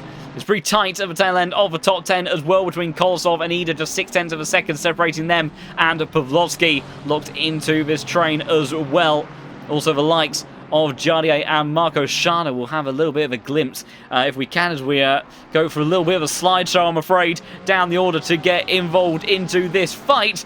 Let's try and do it so it's not too jousty in all of that. You can see in actual fact rearranged a little bit. There's Marco Schade ahead of Jardier, and then Teemu Karppinen in the Gripax Engineering Lamborghini applying the pressure and trying to see what he can do. Big, bad, screaming V10, of course, in the back of that car. He's got a good exit out of the S's. Maybe you can see him ducking and diving, and this middle-of-the-road defence from Jardier, just trying to cover off both opportunities, but at the same time limited the amount that he is both compromising his run through the hairpin and equally making sure that he doesn't leave himself too vulnerable to a dive at the entry. Karppinen, big momentum down the hill through Mineshaft. You can see battling away the McLarens just a couple of positions behind them as well. I think that was Veetstalker alongside the recovering. Who was that? That's squabbling away there. That is the likes of De Campo, and Teemu Karppinen bails off into the pit lane, wanting that undercut strategy relative to some of those other cars in front of him. And they will continue on. We'll look at this little group just behind. Oh, that's really inconvenient timing. There we go. As we've got Dennis Veetstalker, Tinko van der Velde directly behind him, the Mercedes driver who has gained a number of positions over the course of this race. But we would still expect to see him a bit further up. He's in 20th position, but that is even still including, of course, the fact that a lot of these other cars around him, or in front of him, have made stops. Niels Narks has also blinked now into the pits. The BMW driver has come. So interesting stuff there. We've tended to see him go a bit longer in some of these races. And absolutely That is a very good point, an observation to those in chat. So, the margin right now between Dáire and George Boothby may be 3.8 seconds, and almost exactly the same gap that it was a few moments ago. But we've seen even, Niels Knox cost himself a chance of a race victory by the smallest of margins, just going a little bit too deep into his pit box, and meaning that he couldn't end up being quite in that race win fight on those final few laps. By the smallest of margins, just going a little bit too deep or stopping a little bit too early. This game is quite sensitive, and it takes its time if you do get out of alignment. The pit crew, they don't really kind of move from their spot. It's like their feet are glued to the floor. IMLO and Manar now come into the pits as well, so it'll be interesting to keep an eye on them and see where they come out relative to Niels Knox, of course, having pitted right around that group. Oh, big slide from Tinko there as they went through Cheetah Curve. See Sasha Vassar, the other AMG, in the background as well, doing a bit of that as well. We'll try to see if we can, if I can time it right, as I'm in the wrong tab, because I'm having to do some pretty wonky controls, I'm afraid, as it stands. And we will try to see whereabouts. We've ended up at the front of the field again. So, oh good, so even this isn't quite working. So we will make our way round to this man, Niels Knox. Very distinct liveried car, thankfully making my life just a little bit easier as he comes through out to the final corner. Where is he going to emerge relative to those other cars that have pitted around him? We see him flying on down towards turn 2 now. And I'm hearing some buzzing in the pit lane as he heads in towards turn 2. I can't really see any of the cars. There we go. Suddenly appearing in towards frame, but it's side by side. IMLO has ended up all the way behind the BF Plus competition driver, and the undercards may have just about worked side by side. Oh, a little bit of contact to Philip Manar. Sent in towards the gravel. We'll have to wait and see whether there's anything said by the stewards there, but Manar and IMLO both losing out to the BMW, the number 4 car. And once again, consistency being delivered from Niels Knox, and he very much could be contesting for another podium position if this undercut plays off. Jack Alexander has now come into the pit lane as well. And we've got a little bit of well, we've got another kind of potential prediction curse. We'll see how it plays out. The George Boothby he's done some extra practice with the pit lane entry, so he surely couldn't screw this one up. You said it, not me. I am merely repeating. I am not the man that delivered that message. That's all on you. We'll see how it plays out. More cars coming to pits. Alexander, Kolosov, Adam, Rainier, Prima. All into the pits as well as they head down the order, but we keep an eye on this man, Niels Knox, heading in towards Cheetah Curve now. Oh, a little bit, I thought he was going wide there, but he actually keeps it very nicely tucked in. Now, in towards the hairpin they go. And it will be about where does Jack Alexander, the Scotsman, play out in all this one, because this is the net battle for P3 as they fly on down towards turn 2 they go. I heard a car emerging from the pit lane there, and I think it's going to be pretty close between them. And there is the car. And Jack Alexander, he has managed to maintain position over Niels Knox, and that is pivotal to his race. He's on fresher tyres than the number 4 car, and we also know that Ferrari is very likely is going to be able to not just hold off the German driver due to pace, but also because it manages its tyres a little bit later, a little bit better later on in the race. We saw that the BMW started to kind of close up the performance as time went on, but we did see in the initial phase of the race, Niels, he was struggling a little bit relative to these McLarens, relative to these Ferraris that were around him, and of course, definitely relative to the AMG at the front of the field. Dáire McCormack, who has not had much time on screen whatsoever, as Marco Wong has come into the pit lane now. The number 25 BMW pitting from what is currently 4th position on track. The gap between McCormack and Boothby has restored itself up to 4.1 seconds, but Dáire, where he has had the edge, and this was kind of similar to what we saw at Watkins Glen, it's those opening laps. He's got the tyres fired up and extracting pace out of them immediately, and the plateau that he hits, he kind of hits it at the same sort of time, maybe a little bit earlier than some of the other cars, but the pace that he generally starts to converge on is very much in line with a lot of these other cars that are managing its tyres better. And we saw that at Watkins Glen. Grant Carreras was the only car that could really kind of keep him somewhat honest in terms of long run pace. and that was something that meant that, you know, Grantus was in a race of his own for P2, but Dáire was very far up the field and absolutely the front runner in that one. And in this race, it could be going the same way again. Now, Dáire and George Boothby, neither of them have pitted, and his undercut strategy is continuing to potentially play into effect for the likes of Alexander, the likes of Niels Naert, because the gap, it was only a few seconds, but George Boothby, you know, Dáire should be okay. Dáire should be okay to kind of play around with his strategy and be in a very comfortable position in the second phase of the race. But that number 2 car's position, especially if he were to have some sort of issue in the pit lane, fingers crossed that he does not, you know, this pack of cars that will be lapping very quickly, I'd imagine, will be starting to close the gap. As there you go, and there the top 3 all blink. Top 4 make it as well as Barrier. Ida also joining those. Malnoski, Campanella, everybody starting to come into the pits. And we'll stay with this group and try to see how is it going to play out between these drivers as they head down towards Mineshaft once again.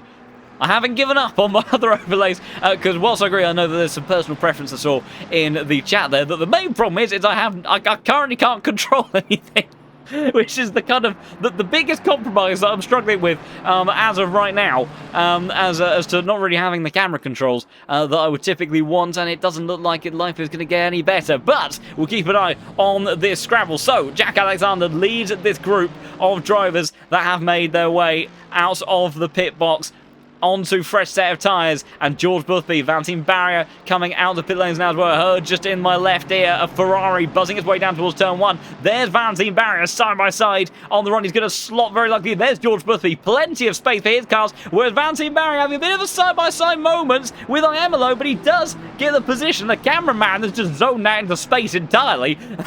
I'll tell you what, the broadcasting budget within the game has distinctly lowered itself in the span of a week. The cameraman's looking the wrong way. They didn't have a face with a tree on this occasion. That is at least a bonus of this Kyalami race circuit. Usually, whenever we head to the likes of Imola, we mostly get to see a great deal of countryside in that one. Very, very pretty Italian countryside at that, but, and exactly, kind of, I'm glad great minds think alike. Our statistician in the chat immediately agreeing on the toast the hairpin, and it's just, you just don't see anything for ages. So thankfully, especially when we are in a little bit of a compromised position over our camera selection, that we do have nice open views of this incredible South African hillside. As once again, they fly on down towards Mineshaft. Those tyres taking a little bit of time to fire up for Valentin. You see the pace and the gap has opened up just a tad between himself and Philip Menard in that LFM Ferrari just up ahead, as that was the Veloce car of Aidan Walsingham, just kind of showing his nose to the back end of Iemelo. And that was a car that I thought was heading in towards the gravel, and Iemelo then made it look like he was heading into the gravel. In actual fact, he's under a little bit of pressure now from Aidan Walsingham. He had that oversteer moment, just a little bit of a slide through there, and it's just potentially given a bit more of an edge, a bit of an encouragement over to the British driver. But the straight line speed of that McLaren once again proving pretty handy. The Mercedes, oh, he is actually looking up the inside, diving towards the inside of turn 2 there. Maybe just kind of trying to get a bit of a judgment over how late can he brake relative to that McLaren in front, as the likes of De Campo, Proel all come into the pit lane. I think, other than Tinko van der Velde, who is only 20 seconds ahead of his teammate. Very different races in the Williams Esports camp today, and it's surprising for Tinko. He just doesn't seem to have been settled half the same sort of pace. So I can only imagine that both himself and Dáire would be on the same setups.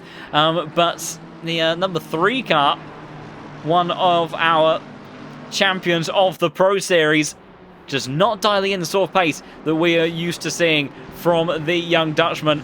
And he will have to wait for another opportunity for contesting at the pointier end of the grid. Meanwhile, I do want to take a little bit of a look down at this squabble here, if I can. Eventually, one of them will lock on. We'll give it a moment. Maciej Manowski battling away with Campanella and Tommy Razia in that Mercedes behind. So we've got Porsche versus Ferrari versus Mercedes. 3 very different cars. The Porsche good in the corners, good in the braking and acceleration phases. There are very few cars that can keep up with this one. Very few drivers as well that can keep up with Matteo Malinowski. Campanella in that Ferrari 296. He's got a car, the medium speed, the high speed stuff is going to be good. A very good, planted, consistent car, and also likely to manage its tyres very nicely. And then the Mercedes in the hands of Tommy Rozier, the Frenchman, the brute of this trio. Big, bad, burbly V8 in the front end of that car. Although with the straight line speed, you perhaps wouldn't quite know it compared to those two in front. But very good suspension, very good electronics, a stable car at times, very agile at times, but sometimes a bit of a twitchy beast to try to keep under control as well. So a very tricky one indeed. And apparently Tinko may be feeling a little bit jet-lagged in this one. That maybe certainly could contribute to his unusual lack of pace. But still, he's had a good day behind the wheel in terms of moving up through the order and using his racecraft to his advantage. And trying to climb up positions. He's up to P20 now and scrapping away with Lois Rainier in the STL Esports McLaren. Dáire McCormack then leads by 3.8 seconds over George Boothby. So the gap has come down just a little bit, but the gaps, other than that, inside the top 10, fairly open as Campanella very close to the rear diffuser of Malinowski on this occasion. Can't quite get close enough to set up a move, but it does look like Massier just struggling a little bit in this middle sector, trying to keep that Ferrari behind. And doing a good job, of course. Massier winning a race just a couple of outings ago. Was able to master Paul Ricard. But right now finds himself in a little bit of strife, an unusual spot for one of the fastest drivers on the platform. The Porsche just not quite working around the circuit today. Likely rather hampered through BOP things, if I were to hazard a guess. Of course, it's a car that traditionally has gone very well around here, but that, of course, is what tends to lead to it having a bit of a harsher BOP applied to it. So if drivers detect it as a bit of a threat in that one. If you are enjoying the incredible action that these guys are putting on, then do consider following the channel. It'll be amazing to have as many of you here as this series continues into the second half of the season. It's been non-stop action up and down the field today as we enter the second half of this race, and I can guarantee it is going to be a fight and a big feud between some of these drivers all the way to the end of this one. And we'll see who is able to stay composed, who is able to keep up that pace to the end of the race. Right now, Dáire McCormack still continuing to do enough at his side of things, as that is the part of the circuit where Campanella's very quick. You can see he's thinking about it. He has sent it up the inside. There's the dive on Malinowski. Malinowski renowned for being one of the most aggressive drivers, tactically aggressive, and he has possibly got a match being made for him right now, because side by side in towards mineshaft they go. Tommy Rozier watching, waiting for an opportunity. Porsche versus Ferrari. Ferrari sent around the outside. You have to be exceptionally brave on the brakes here, but Malinowski goes deep, and it's the over and under for the Italian.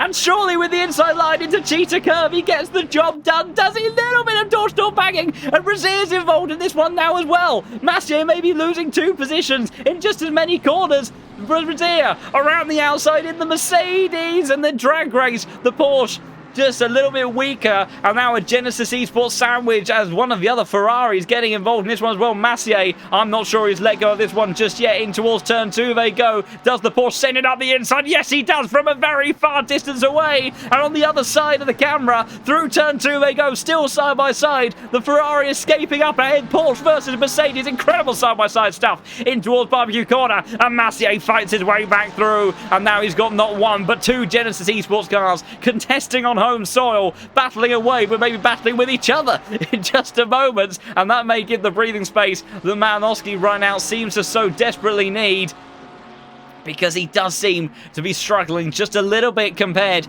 to his guy. But that was some fantastic racing through the final sector and the opening sector of the lap. Very, very tight margins, but not any more space was given than needed, and that's the sort of racing that we love. Proper hardcore wheel-to-wheel stuff, but clean and fair racing at that. And joining this party behind Tommy Rozier has been Tariq Adam. See how the South African poses his race against his teammate. And then Malinowski just up ahead as well. As we go very soon onto the 32nd lap of this race, Dáire McCormack still leads away, 4 seconds clear of George Boothby. Jack Alexander in tow. Bit of a wiggle as the pit window closes, but of course everyone having served their stop earlier on in this race. But bit of a wiggle there from the Larry Mercedes. Razier maybe struggling a little bit in the dirty air behind the Porsche. Malinowski able to extend a little bit of margin, and you can see Tariq Adam, he's close but not close enough. Good couple of car lengths that he still needs to close if he wants to have a fight with his teammate there for what is the squabble for P16. Is looking towards the pointier end of the grid. Gap's pretty fairly even as it stands at the moment. So we will have a little bit of a look further down the order towards this squabble here. Did I pick the right car? And can't quite tell because the cameraman having a bit of a lazy time. Yeah, we've got a bit of a squabble with this one. Timo Karppinen on the back of Marco Bischoff, who might have a run here side by side with the Genesis Esports McLaren. Towards Sunset Corner they go. The number 1 car goes through, and Timo Karppinen may be looking to get involved in this one. Just a moment, bit of a wide moment from Marco Bischoff, but Santama unable to get his way back through in towards Clubhouse there. And you can see Lamborghini wedged in this little quadruplet of cars here as they head on through. Good momentum carried on through by a V10 powered Grippax engineering car. Tinko van der Velde got himself ahead of Marco Schade in the background. Mercedes versus Honda, that's an interesting fight in that. Honda typically very good in terms of rotation, a pointy car, sometimes a little bit too pointy for its own good, and VTEC power kicking in down those back straights, potentially opening up some opportunities, but it's a Larry one to hold on to. Of course, we saw Marco Schade being absolutely in the thick of the action for the race win at the Nürburgring. It all went a little bit away from him in the closing stages of that one. It got very dramatic, as that's dramatic there for Santama. A wide moment through Cheetah Curve, and Carpenter said thank you very much, going around the outside at the final turn, trying to get the power down. And Santama heavily defending that inside line, and Emanuele Tajadain getting involved in this one as well. He'll have the slipstream on the gearbox of the Carbon, and the McLaren's got the legs on the Raging Bull. But how do they fare in towards turn 2? They go. Tajadain is just going to watch. We're going to wait for them to come through the first apex, and the V10 Lamborghini just squeezed a little bit towards that outside curve. Can't get the move done. Does he swing it back around for a surprise move on the inside towards Barbecue Corner? He doesn't, but he has got a nice run up towards Sunset Curve, glued to the rear diffuser. As he looks, it makes a little bit of a weave, just trying to fill up the mirrors of Van McLaren in front, but just unable to get himself alongside. And a little bit of defensive move taken from Santama, and a bit of a slide from Carpenter on the exit as well. Tajdain, Tinko van der Velde, Marco Schade. Suddenly, what was a 3-way battle very quickly starts to become a 5-way tussle for position. As we can see, these drivers absolutely fighting tooth and nail for what is 21st place. Marco Bischoff has managed to get a little bit away from this group, but Tinko van der Velde has closed up the gap and is very much in this fight now as well. You can see Tajdain trying to take a bit of a short line, stop the threat, but it might not be enough, because here it is, the double dive from both of the Lamborghini and the Mercedes. Tinko van der Velde down the inside of Tajdain. Tajdain wide. Tinko does go through, and Carpenter now on the inside in towards Cheetah Curve. Over and under potentially for Santama in towards the final corner. He can't do it. Defensive line taken from the Lamborghini. Marco Schade up the inside of the McLaren of Tajdain as well, and he makes it on through. So all of these cars swapping positions. Now the run out of the final turn. It was a compromised exit for the Grippax engineering car, and here comes Ava Santama with the straight line speed toward the inside line. They go, bit of contact on the entry. Tinko van der Velde is always 3 wide in towards the apex. They go. Marco Schade manages to take Tinko van der Velde as well. Carpenter holds on to position. Santama has to concede, but Marco Schade out of nowhere, and Tinko van der Velde is dropping further positions as well. Dennis Wietschalker's trying to make his way through. Lauren Prima involved in this one as well, and Sasha Vasta's closing up to this group as well on the back of all of that, trying to see what he can do. Dennis Wietschalker now, Lauren Prima on the inside line, in towards Clubhouse Corner they go. McLaren side by side, Mercedes sandwiching the pair of them. As also you've got the likes of one of the ITP racing cars getting involved in this one as well. Sasha Vassner still on that inside line, trying to fend off those cars around him. And while some of the other things haven't worked too well for me today, I'm really hoping at this point in time that this might, and it does, as we see Sasha Vassner on screen right now. There's the man behind the wheel of that Mercedes, squabbling away with the McLaren in front, and calm, collected is Sasha Vassner. The Unicorns of Love Mercedes driver trying to see what he can do. He looks towards that outside line. The ITV racing car of, who is that just behind them? The Unicorns of Love Mercedes could not quite get the job done there. Which of that our cars is it behind in all of that? I can't quite see it. It falls off my timing board, unfortunately. As a 10-second time penalty. There's too much skin being shown. It's, well, each to their own, I suppose. But now Tinko van der Velde looking up the inside of the man that took the position from him just a couple of moments ago. Wrong direction on the keyboard for me, but Tinko van der Velde trying to reclaim the position where he lost it a moment ago. Marco Schade, a man on a charge, trying to go the inside of Abba Santiman. They're both going side by side. Incredible battles. Tinko van der Velde's through, and so is Marco Schade as they fly on through that sequence. Abba Santiman not quite in a position to continue in towards the next right-hander, as that was Sasha Vassner trying to look for a move around the outside, going for the over and under. The outside switches once again to the outside because Veit Schorker defends the inside line in towards Clubhouse corner. Sasha Vassner under pressure now as well from Lauren Prima. Prima trying to go out the inside, can't make the move stick, as they head on through the S's. And fine margins here for each of these drivers as this train, all of a sudden, the gaps were at one point, they were pretty hefty. Now, very, very close margins between each and every single one of them as they come flying on through. They stay in single file for the time being, but at any given moment, they could be 4 wide at the next corner. Who knows? Sasha Vassner, though, dropping a little bit away from Veit Schorker, but remains composed, undisturbed, unflapped by all of the squabbling around.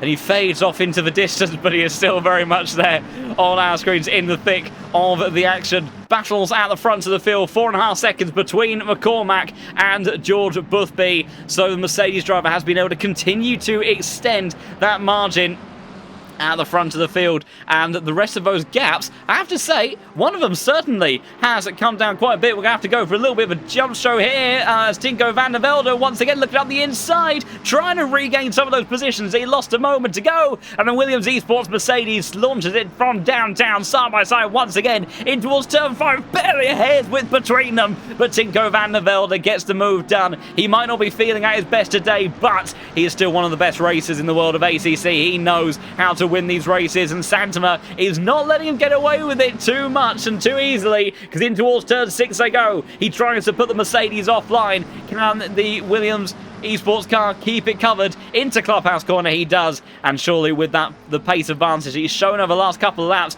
will look to hold on to position. Now we look towards this man, Marco Schade, who has gained several positions in the last few laps. Incredible stuff from the Yeet Esports car, who has been flying his way up through the field. And that Honda's certainly coming into a bit of contention and strength at this stage of the race. And a big thank you for the update, because I can't actually see the clock. This is so stupid. But 27 minutes of this race left to go as we come into the closing third of this one. Incredible fight still raging on for each of these drivers. And of course, we'll have to keep an ear out for the engineer, who will very optimistically scream final lap in 27 minutes time. As Sasha Vassner side by side with Dennis Veit Schorker, elbows out from the McLaren driver. Elbows out for Sasha Vassner as well, because Lauren Prima trying to go around the outside. In towards the hairpin they go with number 17 car, though. He's got it covered and he defends. But those McLarens, they're pretty pokey in a straight line as they head on down towards turn 2. There's going to be a couple of drag races, I think. How's Marco Schade feel about a dive towards the inside with number 11? Carl says thank you very much, and he gets another move done. Fantastic stuff from the Honda driver. How do they fare in the background? I'm trying to go back and see. Sasha Vassner has held off Lauren Prima with one car behind. Cameraman completely vacated the area, but the number 17 holds on for now, contact behind, and Lauren Prima almost goes around, holding on to position just about, but look at the McLarens all flying on down in towards turn 6. They're trying to chop and change line, pick and choose where they go, but the ITV racing car manages to just about hold on to position, as does Lauren Prima, as these gaps start to move out in front of them, as they start to lose a little bit of a grasp and grip onto this train that at one point was about 10 cars long. That's a little bit more spaced out between some of these cars, but these drivers absolutely going toe-to-toe, throwing everything that they've got at these GT3 race cars and putting on an incredible show around here at Kyalami. This is the Pro Series, delivering what it does best. Great action racing all the way from lights out until the checkered flag. And speaking of which, as I look to try to kind of fly up the order a little bit, we'll scan for battles. Like I say, I do apologise, it isn't the prettiest of things that we're making our way through, but I believe inside some of our lead groups up here, we can see this little train battling for position. Phil Manar sandwiched between Nils Knox and Valentin Barrier as they squabble away for what is the fight for P4, 5 and 6 in this one. I'm not sure whether or not we have a view from Mr. Nils Knox. We may do, but I don't believe we do, which is a little bit disappointing. I would have loved to have seen a POV of seeing the cam footage from Nils' perspective in this race. Of course, a lot of experience inside the cockpit of that number 4 car. One of the most experienced drivers, not just in the world of ACC, but just in sim racing across the globe. But he has not lost an ounce of speed or talent. His best season in the Pro Series to date, back in race-winning positions. Might struggle to continue his streak of podiums today. And whilst he may not be looking to repeat that result, Dáire McCormack looking like he's in a pretty good spot to become our first repeat winner of the season, with what is probably around 20 minutes left to go of this race, because I can't quite see, but that's what I'm roughly estimating. So not too much longer for our drivers to make their way around this incredible South African race circuit. You can see George Boothby just under 5 seconds down on McCormack. Alexander another 3 seconds or so down, but in a comfortable spot, holding on to that P3 position. Of course, he pitted a bit later than Nils Knox, who was one of those drivers who went on the undercut. It did very much work out for him. The big loser in all this is Dáire McCormack, and of course P2 in the championship, was P2 in this race for a very long time, and it all just started to kind of unravel for the Italian driver, who's been so consistent so far this season. Went from P2 down to P3, and then I'm not sure if he made a mistake, or if there was some sort of strategic error, something went wrong. Someone else has jumped down the order further down the grid as well, dropping behind Tiskovic, who of course has made his way back up from the back of the field up into 27th place, and gaining 9 positions since the very start. But Iamolo, from holding on to P2 to now finding himself down in P7. We'll do a little bit of an update in terms of stewards' inquiry, see if there's anything kicking off on that side that we need to be aware of. There is a 5-second penalty for number 11 car. That is Marco Schada, so a driver that has made so many moves over the last 10 laps or so. Not still the simplest of days for him, because he will have a penalty given to him post-race. But other than that, a lot of incidents under investigation, but no further action taken. So generally speaking, a pretty clean and fair time between all of these drivers. So fantastic stuff from each of them to give us this incredible wheel-to-wheel racing constantly over the course of this one so far. As apparently that penalty was served in the pits. A little bit tricky to contend, but yes, that does look like that was far enough back in order for that one to be covered. So Marco Schada is fighting for these positions, as is Valentin Barrier, who's had his first opportunity, really, to go side by side with Philip Manara, and he's sending it straight away down the inside of barbecue corner. Aston Martin versus Ferrari. The overlap is significant, but it's not a fantastic exit from the Frenchman. Nils Knox will breathe a sigh of relief. It's giving him car lengths to work with over these two, as side by side through Sunset Corner they go. The Aston Martin desperately trying to keep his nose in it. Into a clubhouse corner they go. He's just about there, but he breaks a little bit early. but has he managed to put the Ferrari ahead off the racing line? You can see him again trying to fill up the mirrors. Iemolo hoping that he can get back involved in this and at least trying to recover his way up to P5.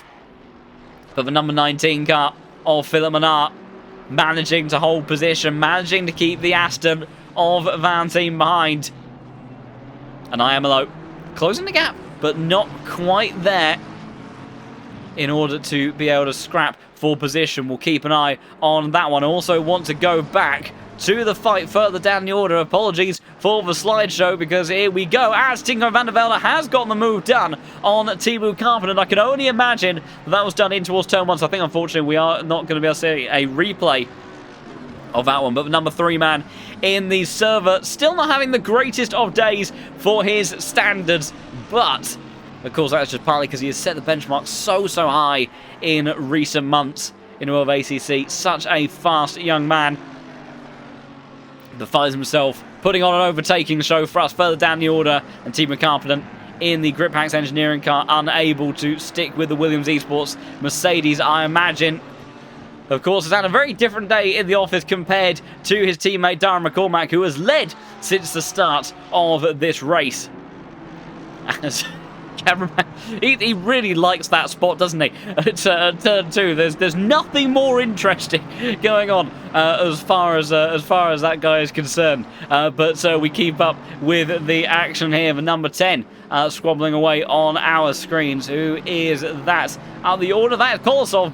Battling for P10 with the likes of Marco Wong. And I think now you're just being a bit unfair in the chat. I know that there's not 19 hours to go in this race. I may not have a timer, but I'm also not stupid. I'm an idiot, but I'm not stupid. And so I don't quite trust you in that regard. I'll have to listen to the engineer and see what he lets me know in due course for the closing stages of this race. Kolosov trying to see if he can apply the pressure up towards the hairpin. Marco Wong, great job from him, number 25 car. For those that are new to the world of LFM and you're thinking, what do all these number plates actually mean? These are the driver's relative ELO in the ELO based on the LFM ranking system. No other promotions made. The ranking between these drivers puts themselves in these relative numbers in the server. So if you are a very high numbered plate car in a very low numbered position, then that is a fantastic job, because effectively you are outdoing what would be net expected of you based on your overall skill of how it's been ranked within the LFM system. And of course, then as you do things like that, if you kind of continue to go above and beyond what is anticipated from your relative elo, that is how you then climb your way up through the ranks and start to contest yourself towards the lower end of the grid. But of course, when you do that, the expectations are high, and you look at the likes of Marco Bischoff, Tinko van der Velde, the number 1, number 3 cars in the server, you expect them to be at the pointy end of the field, and on a day like today, lacking a bit of pace compared to what we would have naturally anticipated from those cars. Swapping of positions further down the order, Tajain losing out to the fellow Italian of Mattia De Campo on the last lap of the race. As Kolosov, Marco Wong and Walsingham all scrapping away, and no reader closing his way up to the back of this one as well. Oh dear. We have a little bit of a moment in the server, but I think we're all okay as they climb up their way through the S's and into the hairpin. Kolosov going way too late on the brakes of Marco Wong. Oh no, I've done it again. Oh, I am sorry, Marco. After saying he was having such a good race, and he really was, he's been sent around by Kolosov, and I think that will be a slam dunk penalty. And unfortunately, the man from Hong Kong has been dropped down several places, and he's possibly looking to struggle to hold on to another one as well. Oh, well, I can't even go back on a replay because everything's still broken. That was me trying to see if I could go on a replay to capture what happened, and I can't. So I forgot. I have no control over anything. So, unfortunately, Marco Wong, sent tumbling down the order, will get the update on the leaderboards. They cross the line to see where he drops down. I think it's about 4 or 5 positions. And as we cross the line down into P11, still, of course, a fantastic result for him if he does bring that one home, but not great for him. And in actual fact, Kolosov seemingly dropping even further down. I can't see where he's gone now. Kolosov Did he retire entirely? I think he may have done, because he's plummeting down the order, but I can't find him. So I have a feeling that Kolosov, because he continued, he don't believe he went around, so he may have retired from the session. So he does escape penalty in this race, but unfortunately it's because he's escaped the race entirely, which unfortunately, whilst Marco Wong's race has been clearly compromised, and he has lost a couple of positions as a result, he has at least gained one back as a result of the car that sent him around, removing themselves from the server in almost immediate effect. Marco 1, though, goes from being a one little trio sandwich to another, but now with the unfortunate hindrance of some extra damage on his car, and it's late on the brakes from Campanella, but there you go, goes for a little bit of a drift around the outside. Thankfully, no contact on this occasion. I'm sure it'd be a high-mouth moment for the number 25 car as he saw the Ferrari coming flying on down, but the BMW managed to hold position, and there's a little interesting stat for you. So on the back of this race, if they were to finish as they were, if I've understood Kylo, our resident statistician's calculations in the chat, but George Boothby would move ahead of Marco Bischoff on the LFM platform. They were the first two drivers, I believe, to hit the alien license system. And it looks like Boothby may be about to go a step ahead of the two-time Pro Series champion. The winningest driver, of course, in the Case King Pro Series is Mr. Boothby. And the one thing that he hasn't done, he's taken many a pole position, he's taken many a victory, but he's never taken a championship. But right now, this is a good day for him. This is an important day for him. He's leading this championship ahead of Dáire McCormack and Marco Bischoff. Marco Bischoff has had a complete write-off of a day. McCormack, his worst race so far in the first half of the season. But George Boothby, just again, he is just banking in these results. You can see it's fine margins, actually. So Marco Bischoff gains one position relative to where he is at the moment. So he's a couple of seconds away from doing so. That then he could actually at least maintain that number one spot in the LFM ranking system. So a little bit of extra pride to play for. Of course, it doesn't have a direct effect on the net positions of his championship, but of course it is something that these guys work very hard for. Meanwhile, someone else is working on Campanella, once again sent towards the outside line by Marco Wong, and this time it's a lot more calculated, and he has maintained the overlap down in towards Mineshaft corner they go, but the BMW's got the inside line, it's got the shorter line, it's also got the power over the prancing horse. Now Campanella looking left, trying to look right, can't do it, goes to the outside line again. The number 25 covers it off, over and under, potentially on the cars, but the drive is good enough for the number 25 car as they head on through. As a tentative line from Marco Wong, a bit more aggression from Campanella, and as they now exit the final corner. See, does the Ferrari have enough straight line speed performance to have a go in towards turn 2? My suggestion is no, unless that's a dive and a half. It would have to be a dive and a half from Campanella. But the Italian, you can see that's where he gained so much of his time in the first and third sector.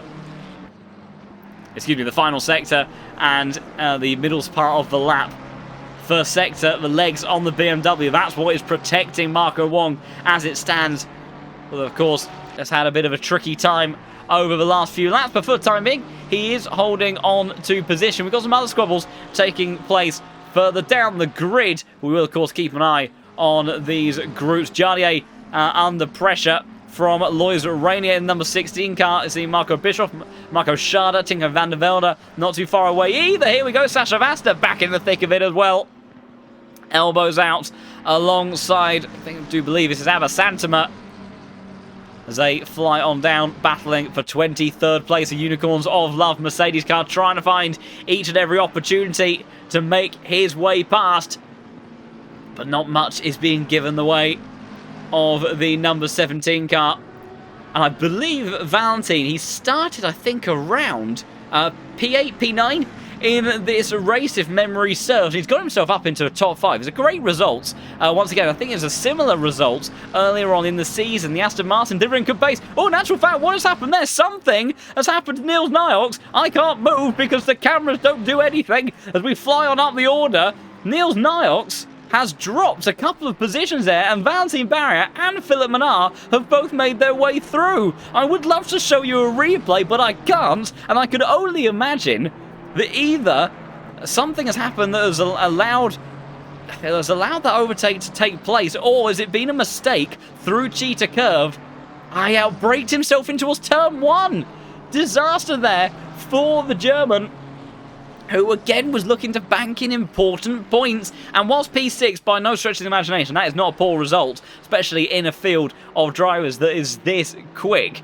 But yeah, you do have to say, you know, the caliber of driver that he is a small but impactful error, and apparently he's driving a little bit under the weather as well, so you have to forgive him a little bit, still delivering fantastic speed and performances. But talking about Valentin, the Frenchman, now finding himself in P4. I think a podium position is a little bit too far away for the Frenchman, but still a stellar drive from him in order to keep consistent like that. We'll go back to the fight between Marco Wong and Campanella, as they're very close to one another on the exit of the hairpin. Down towards Mineshaft they go.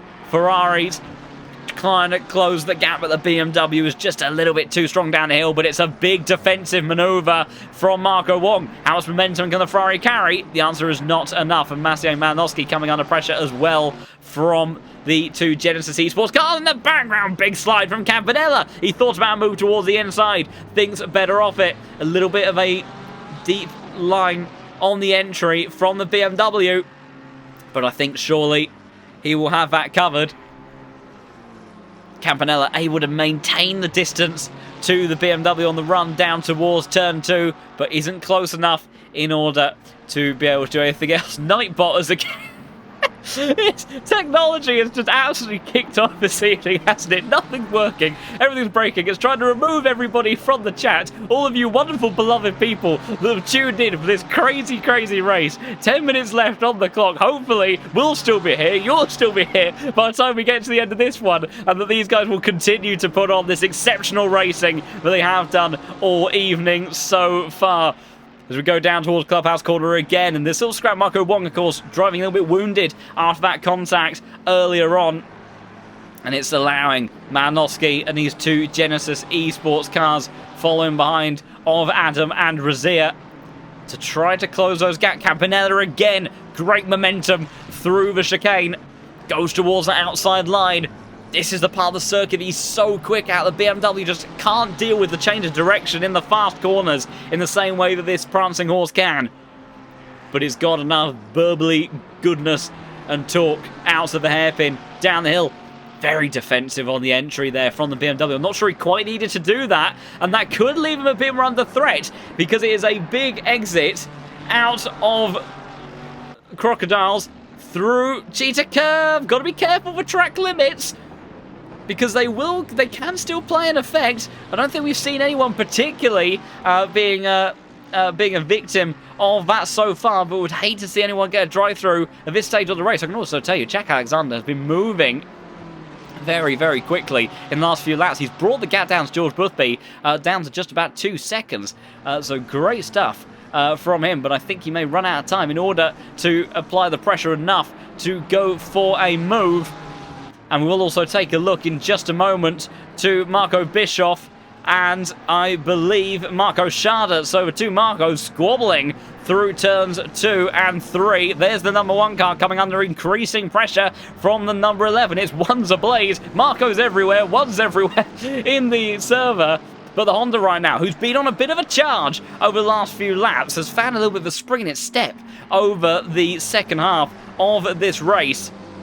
As we see Jardier and one of the other McLarens just up ahead. It's Lois Rainier, the Frenchman, that is glued to the gearbox. And also a big thank you once again to all of those that have followed over the course of this stream. Hope you are enjoying the action. If you are, do consider following, because we have these crazy races every single week. And also the Virtual Endurance Masters will be here this Saturday for the second round of Season 2. A mega race on that one. It's been a little bit of a muddled stream here, I must admit, on the technical standpoint. But the good news is that these guys deliver what we expect from them each week.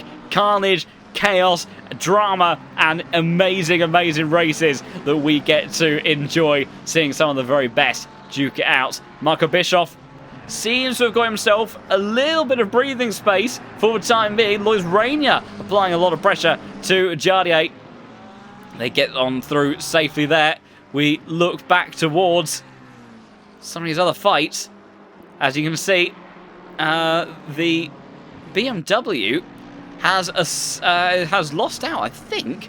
No, excuse me, that's Adam Spansky. So Adam Spansky wasn't in that fight particularly to start with, but the BMW and Marco Wong having escaped just a little bit. Maciej Malinowski in tow in all of this one. So those gaps having opened up just a bit, and then there's this little quadro of cars. Pavlovsky just ahead of those as we go back to the zone now. Cameraman about 4 times over as we try to find where our battle is taking place. It's Dáire that is the one that is under pressure, trying to keep all these cars behind. Team of Carpenter apparently on 3 warnings with just a couple of laps left to go. 10-minute warning wasn't that long ago, so we could only have, I think, about 3 minutes left. Oh, thank you, 5 minutes left on the clock. Oh, you guys are so lovely. Even when we're a little bit wounded and wounded about some of the other cars in the server, in the comms box, and we're running into some technical issues here. That's very, very kind of you to do your best to keep me as informed as possible. So, with that in mind, 5 minutes left on the clock. We're looking at the number 5 car as we speak, as Dáire trying desperately to see if he can hold on to P17 in the closing stages of this race. McLaren's behind, followed up by Marco Schade, who's sitting there flashing the lights, applying the pressure, making Marco Bischoff. Nobody's there. The cameraman pointing in the completely wrong direction again, but Marco Schade looking towards the outside line. The number 1 car has it covered for now, but he sacrificed a little with his exit. Schade thinks about a move up the inside in towards Cheetah Curve. That's a tricky way to go about it.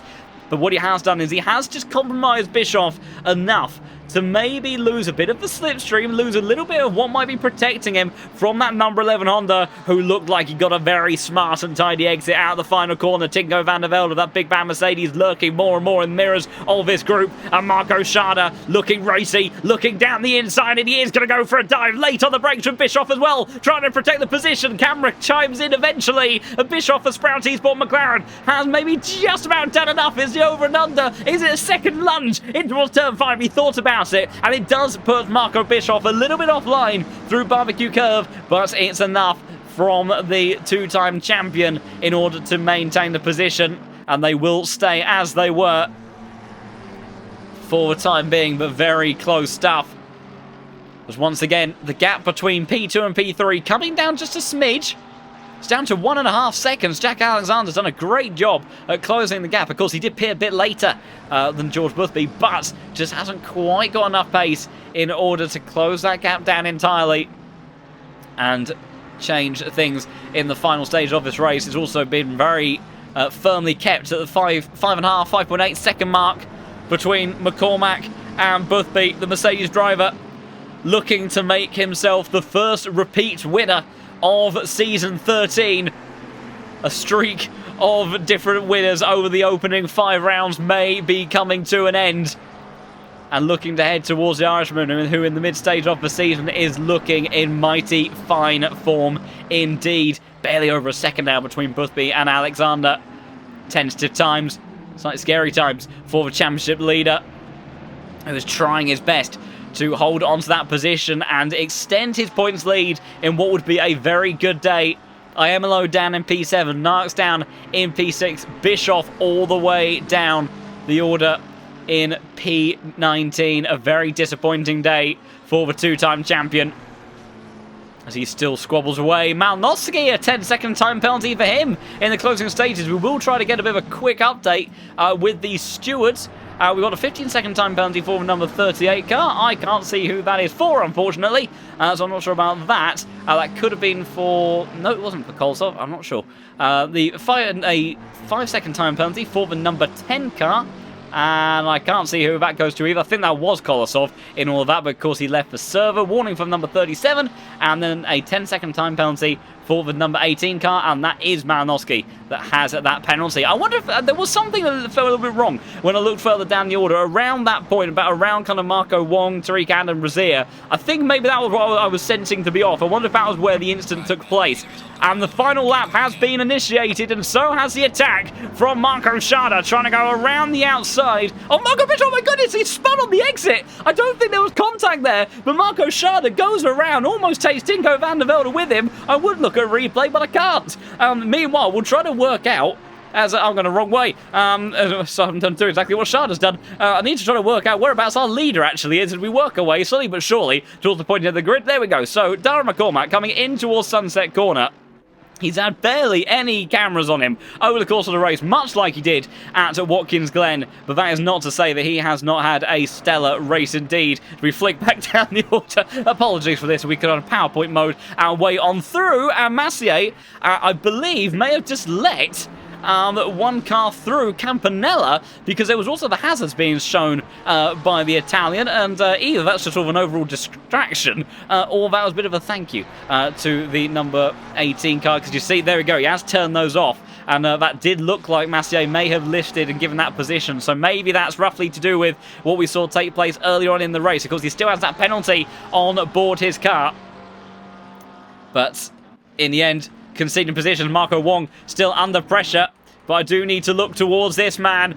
It's been a tricky day for a lot of cars. It's been a tricky day here at the Cosbox as well, as I think that's Michael Frey going slowly in towards Cheetah Curve. But this man, he's been absolutely unflappable. It was a perfect qualifying, 2 poles in a row, and it's two lights out to flag victories for Dáire McCormack, who wins here in round number 6 and is your first repeat winner in season 13, and maybe starts to make him a bit of a championship contender as we get to the second half of the season. George Boothby takes P2. Jack Alexander tried closing him down and takes the last of the podium spots. Vanti Mara, great drive from him to take P4. Niels Nars dropping down at the end after that mistake to P6. He'll be frustrated with that one. Iamolo, difficult day for him after all that playing through. Marco Wong is going to hold on to his position at the end of the race, and that Mercedes looks like oh no, it's all right, that's just the livery. I thought the front bumper had seen better days in that for a second, but he does hold on for 2 Genesis Esports cars after a tricky day for him. Malinowski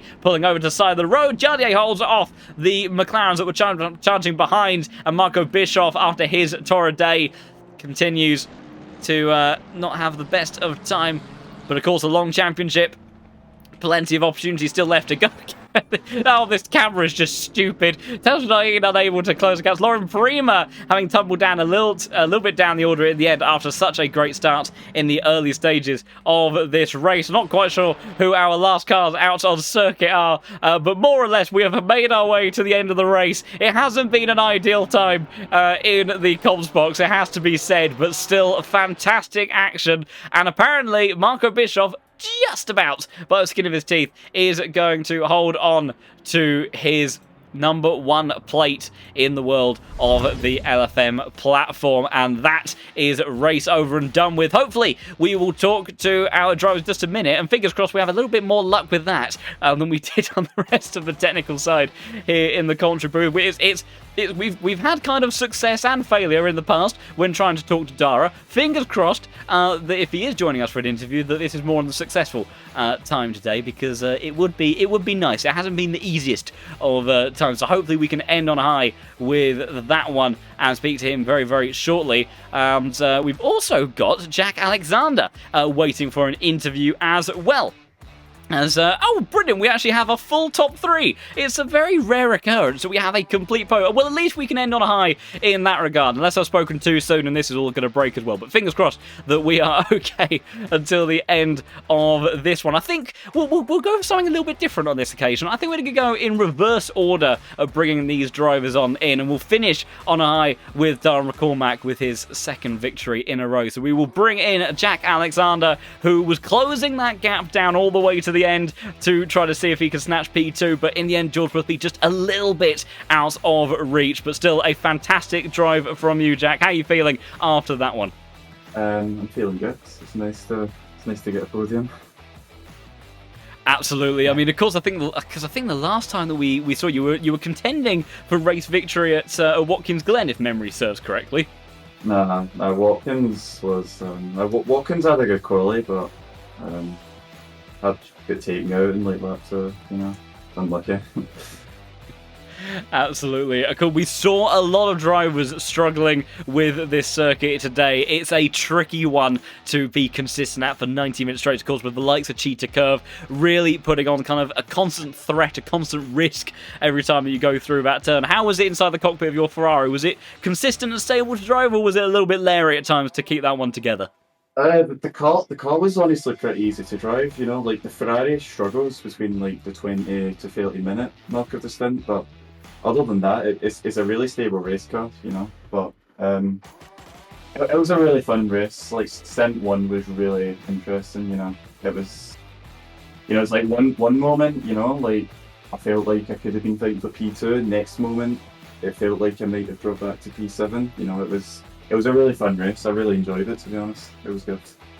Yeah, absolutely. There were so many scores going on. Iemelo actually had that exact pattern. Of course, he was in P2 for a very long amount of time in the opening phase of the race, but all of that squabbling and eventually dropping down to P7. So yeah, a lot was on the line. And also, you know, that last stint, it looked like you just had a little bit of an edge over George Boothby. Was it frustrating? You know, how it kind of, constantly when you're closing that gap down, you can see you're getting closer. It's tempting to push that a little bit harder, but that's when a circuit like this starts to strike and you know, and make you regret some of those decisions sometimes. You know, was it frustrating to not quite have enough time to close up to the back of him, or are you pretty happy closing out that race with P3 in the end? I mean, I'm pretty happy with getting P2. If the race was had another if the race was another 15 minutes longer, I maybe could have caught George. But honestly, like going into the second stint, I came out the pits in front of Nils, and the goal was to just break the slip to Nils and try and solidify P3 because George is a really good driver. Like it'd have been difficult to make that much time to George. So as soon as I seen that I'd broke out of Nils' slipstream, I just took it easy. And then it was only really in like the last 15-20 minutes I started to push hard to see how much I could close in. Yeah, absolutely. Great stuff in terms of how you judged that one throughout the race. And heading into next week, we'll be going to COTA. Hopefully we'll have you back in the grid for that one. How does that kind of fare on the scale of circuits for you? I know it's it's a circuit some people absolutely adore. It's another one where some people kind of don't care for it all too much. Where does it sit on kind of your scale of how you rank that one? It's been a lot. Honestly, it's been nearly 2 years since I've driven that track, so probably a lot of practice if I want to get a good result at COTA, I won't lie.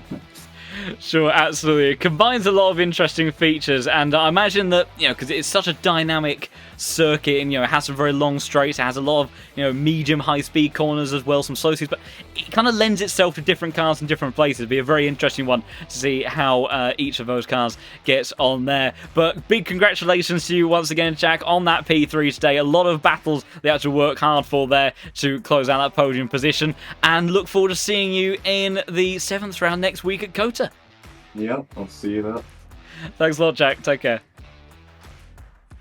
Great to talk to the man on P3, but the man that was just a little bit out of reach in those closing stages, championship leader George Boothby, bringing in another consistent result, and on a day that could be very important in terms of the championship, because the likes of Marco Bischoff, your good friend Iemelo, of course, in the academy team of Veloce, running into a little bit of strife, dropping further down the order, but you delivering another solid podium finish. How are you finishing? How are you feeling after that one, George? Yeah, I feel really good. I mean, this track, I love it. Absolutely love this track, but it's can be very difficult to overtake. So you've really got to commit and send it if you want to make a move stick. And my quali was good. I was happy with my quali. I knew I had a bit more in me, maybe to get P2, which would have made my race a little bit easier. But, you know, anything can happen in the race, right? So I just sent it at the start, managed to gain a position. Then I was behind McLaren, and I knew, because he was my teammate, I knew that his tyres wear a bit, because the McLaren has to run like a weird setup to be quick here. So it eats its tyres a bit more than the Ferrari. So I was biding my time. You know, I knew he was going to be quick at the start, but eventually it'll come back to me. And yeah, as soon as I started seeing him wiggle in those chicanes, I was like, right, this is where I need to make my moves. So saw him make one little mistake, pounced, and I think he squeezed me a tiny bit too much onto the curb, and we made a tiny bit of contact, but it was like nothing serious or anything. So, but yeah, that let me just build a buffer and escape. And then the second stint, I don't know, I was just driving a bit silly, but I was able to hold the gap and maintain P2. I don't think I would ever have caught Dáire. So, yeah, really good for the championship, and just, yeah, I want to keep cranking out these consistent results, you know?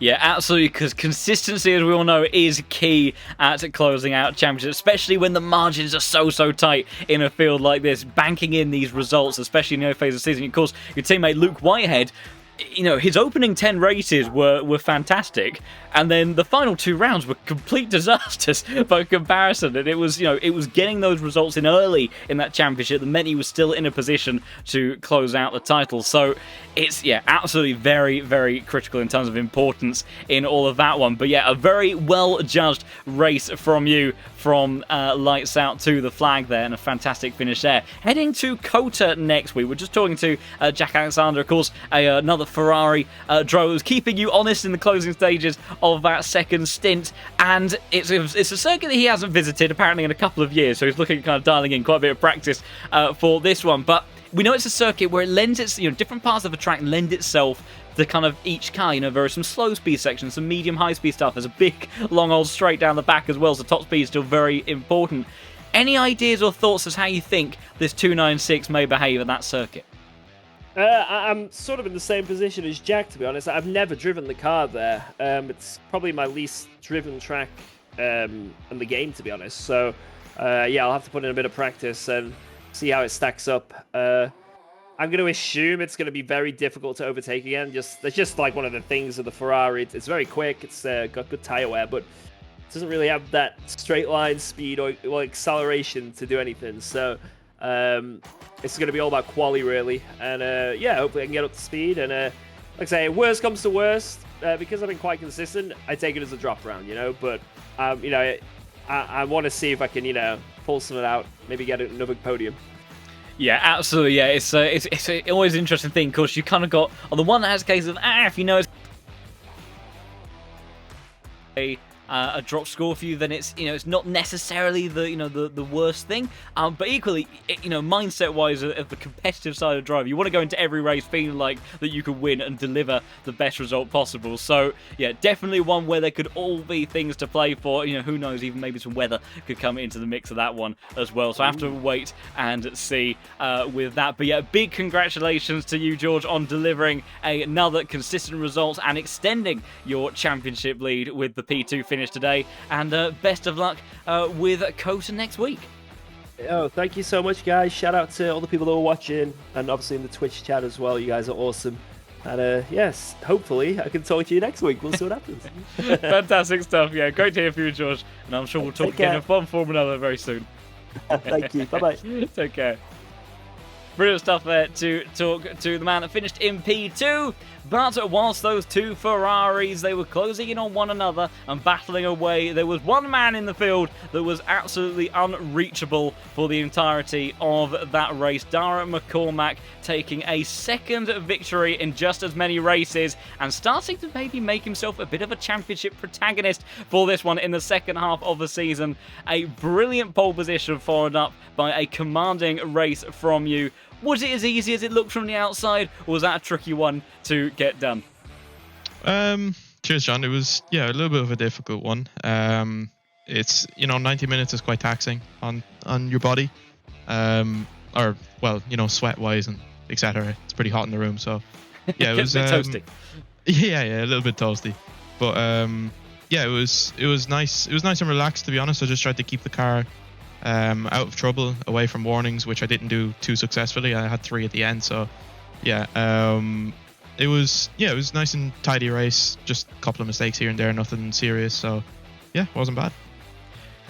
Definitely not bad at all. The first repeat winner of season 13, and like I say, bringing yourself into a bit of a championship contesting position, because of course we do have those drop rounds as well. So even though in terms of the current championship standings you're a little bit further down the order, there is nothing to say that with those drop scores and consistency with results like this for the rest of the season, could very much see yourself challenging at the very top of the standings once we get to the closing stages. When we talked last week about Kyalami, you were saying that one of those concerns was the elements of tyre wear, and speaking to George and Jack, in the Ferrari, a car that, notably is able to manage its tyres fairly well and have consistency like that course of the race. Even they sort of fell into a little bit of strife, and McLaren started to suffer as well. What was it like inside the Mercedes? Was it kind of in a bit of a danger territory that you felt like it could be last week, or was it fairly comfortable over the course of the race? It's definitely much more difficult than last week. Mercedes thrives in cold temps, and this was surface of the sun temps pretty much in comparison. So yeah, it was a little bit difficult to keep them alive, especially in the first stint where you had to push to try and get away. So yeah, I ended up blistering and graining them pretty badly in the first stint, but second stint I tried to keep them clean and just as smooth as possible, and I avoided the blistering. So they were a little bit better in the second stint, but I think ultimately they were worse off than the Ferrari tires. So yeah, I did the best I could, really. Yeah, just kept them alive. Yeah, absolutely. And that first stint was a very pivotal part, I feel, to your race as well, because the gap that you opened up, it just meant the kind of strategic opportunities for those behind. They couldn't really, do much to really threaten you. It was discussions in the chat, the undercuts, not the most powerful around here, being able to close that gap, and the margin that you had, it just meant, that you could kind of take your pit stop at a more comfortable phase without having to do sort of anything too daring for managing a race. So yeah, very important opening stage of the race, even if the tyre management did end up suffering as a result. Great stuff in order to command that race from start to finish. COTA, the next on the calendar for this one. We've had a couple of sort of mixed feelings so far from Jack and George in the interview box so far. Of course, we go into each of these races not always quite knowing how maybe each car is going to behave, but any thoughts or feelings to how this Mercedes might be when we go to the American circuit? I don't think I'm going to like it at all, personally. I believe it's quite a warm race as well, right? Do you believe it is on the toasty side again, unfortunately? Yeah, that's going to be even worse, especially with those high-speed corners. Mercedes is just going to really cook the tyres. It also does struggle with balance a little bit, so I think the balance will shift quite aggressively, and that first sector will become a big issue. So yeah, I'm not really looking forward to that. I don't enjoy COTA, to be honest, and I don't think the Mercedes will make it any nicer. So yeah, I think a challenging race ahead. I think getting through that race, to be honest, finishing top 5 would be nice, and then push forward for the wins in the rest of the race, or the rest of the season. Yeah, absolutely. It's very much one of those things where it's a race where you may not be looking forward to it, but absolutely consistency is key in terms of delivering in a championship like this. And who knows, it may end up being one of your drop scores across the season, but as we've seen with the likes of Luke Whitehead, the reigning champion, first 2 rounds of the season, absolute disasters. Those drop scores, featuring very early in terms of his championship campaigns. At any time that you can bank in even a top 5 finish, something like that, even on the days where you're not, and the car driver combination isn't quite as strong. Another circuit equally as important as highs like this of coming off the back of 2 victories in a row. So absolutely looking to try to keep up the momentum as much as possible, even in the face of adversity at that circuit. But for now, you can celebrate another fantastic victory, back-to-back, and the first repeat winner of Season 13, like I say, and making a charge at the end of the first half of the season to put yourself in championship winning potential, perhaps by the time we get to the end of the following 6 weeks. So big congratulations to you, Dáire. Thank you for coming in for another interview, and best of luck next week when we do head to COTA. Cheers. Thank you very much, John. Appreciate it. Take care, Dáire.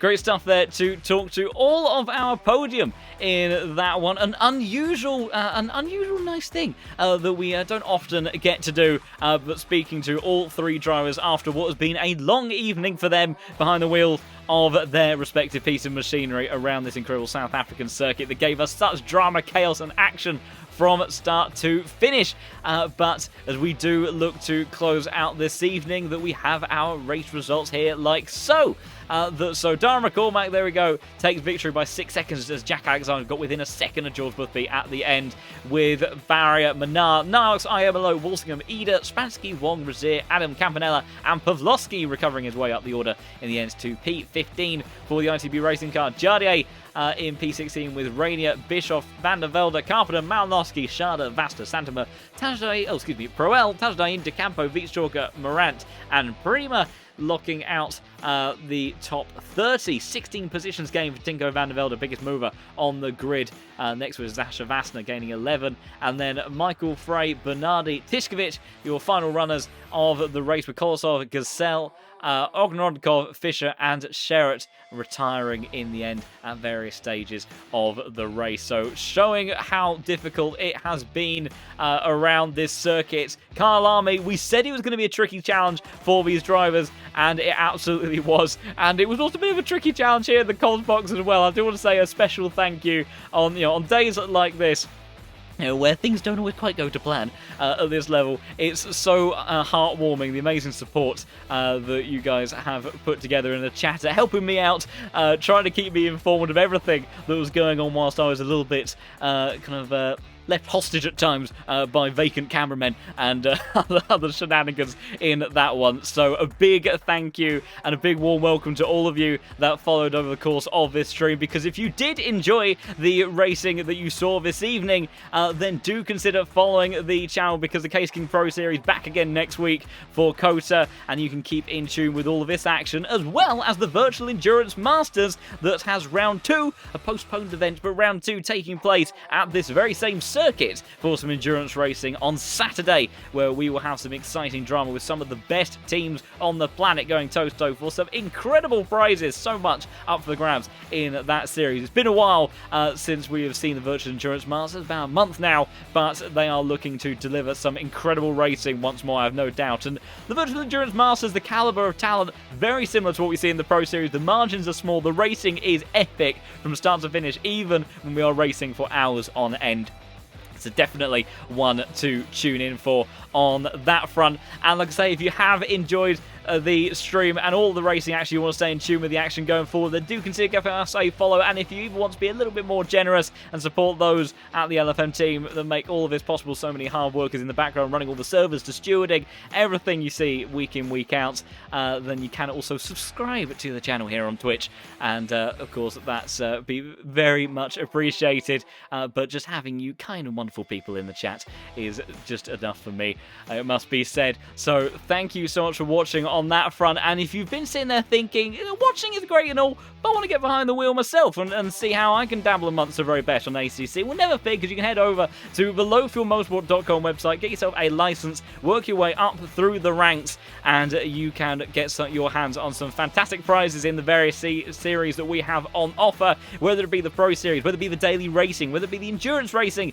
all lots to play for on ACC. And if maybe GT3 isn't quite your cup of tea, then you can also do some pretty fun things over on AC1 as well, of course, that you can do stuff at the Nordschleife, which I know everyone's been having a fantastic time over there with, as we deeply anticipate the arrival for that same circuit to come to the world of ACC in due course.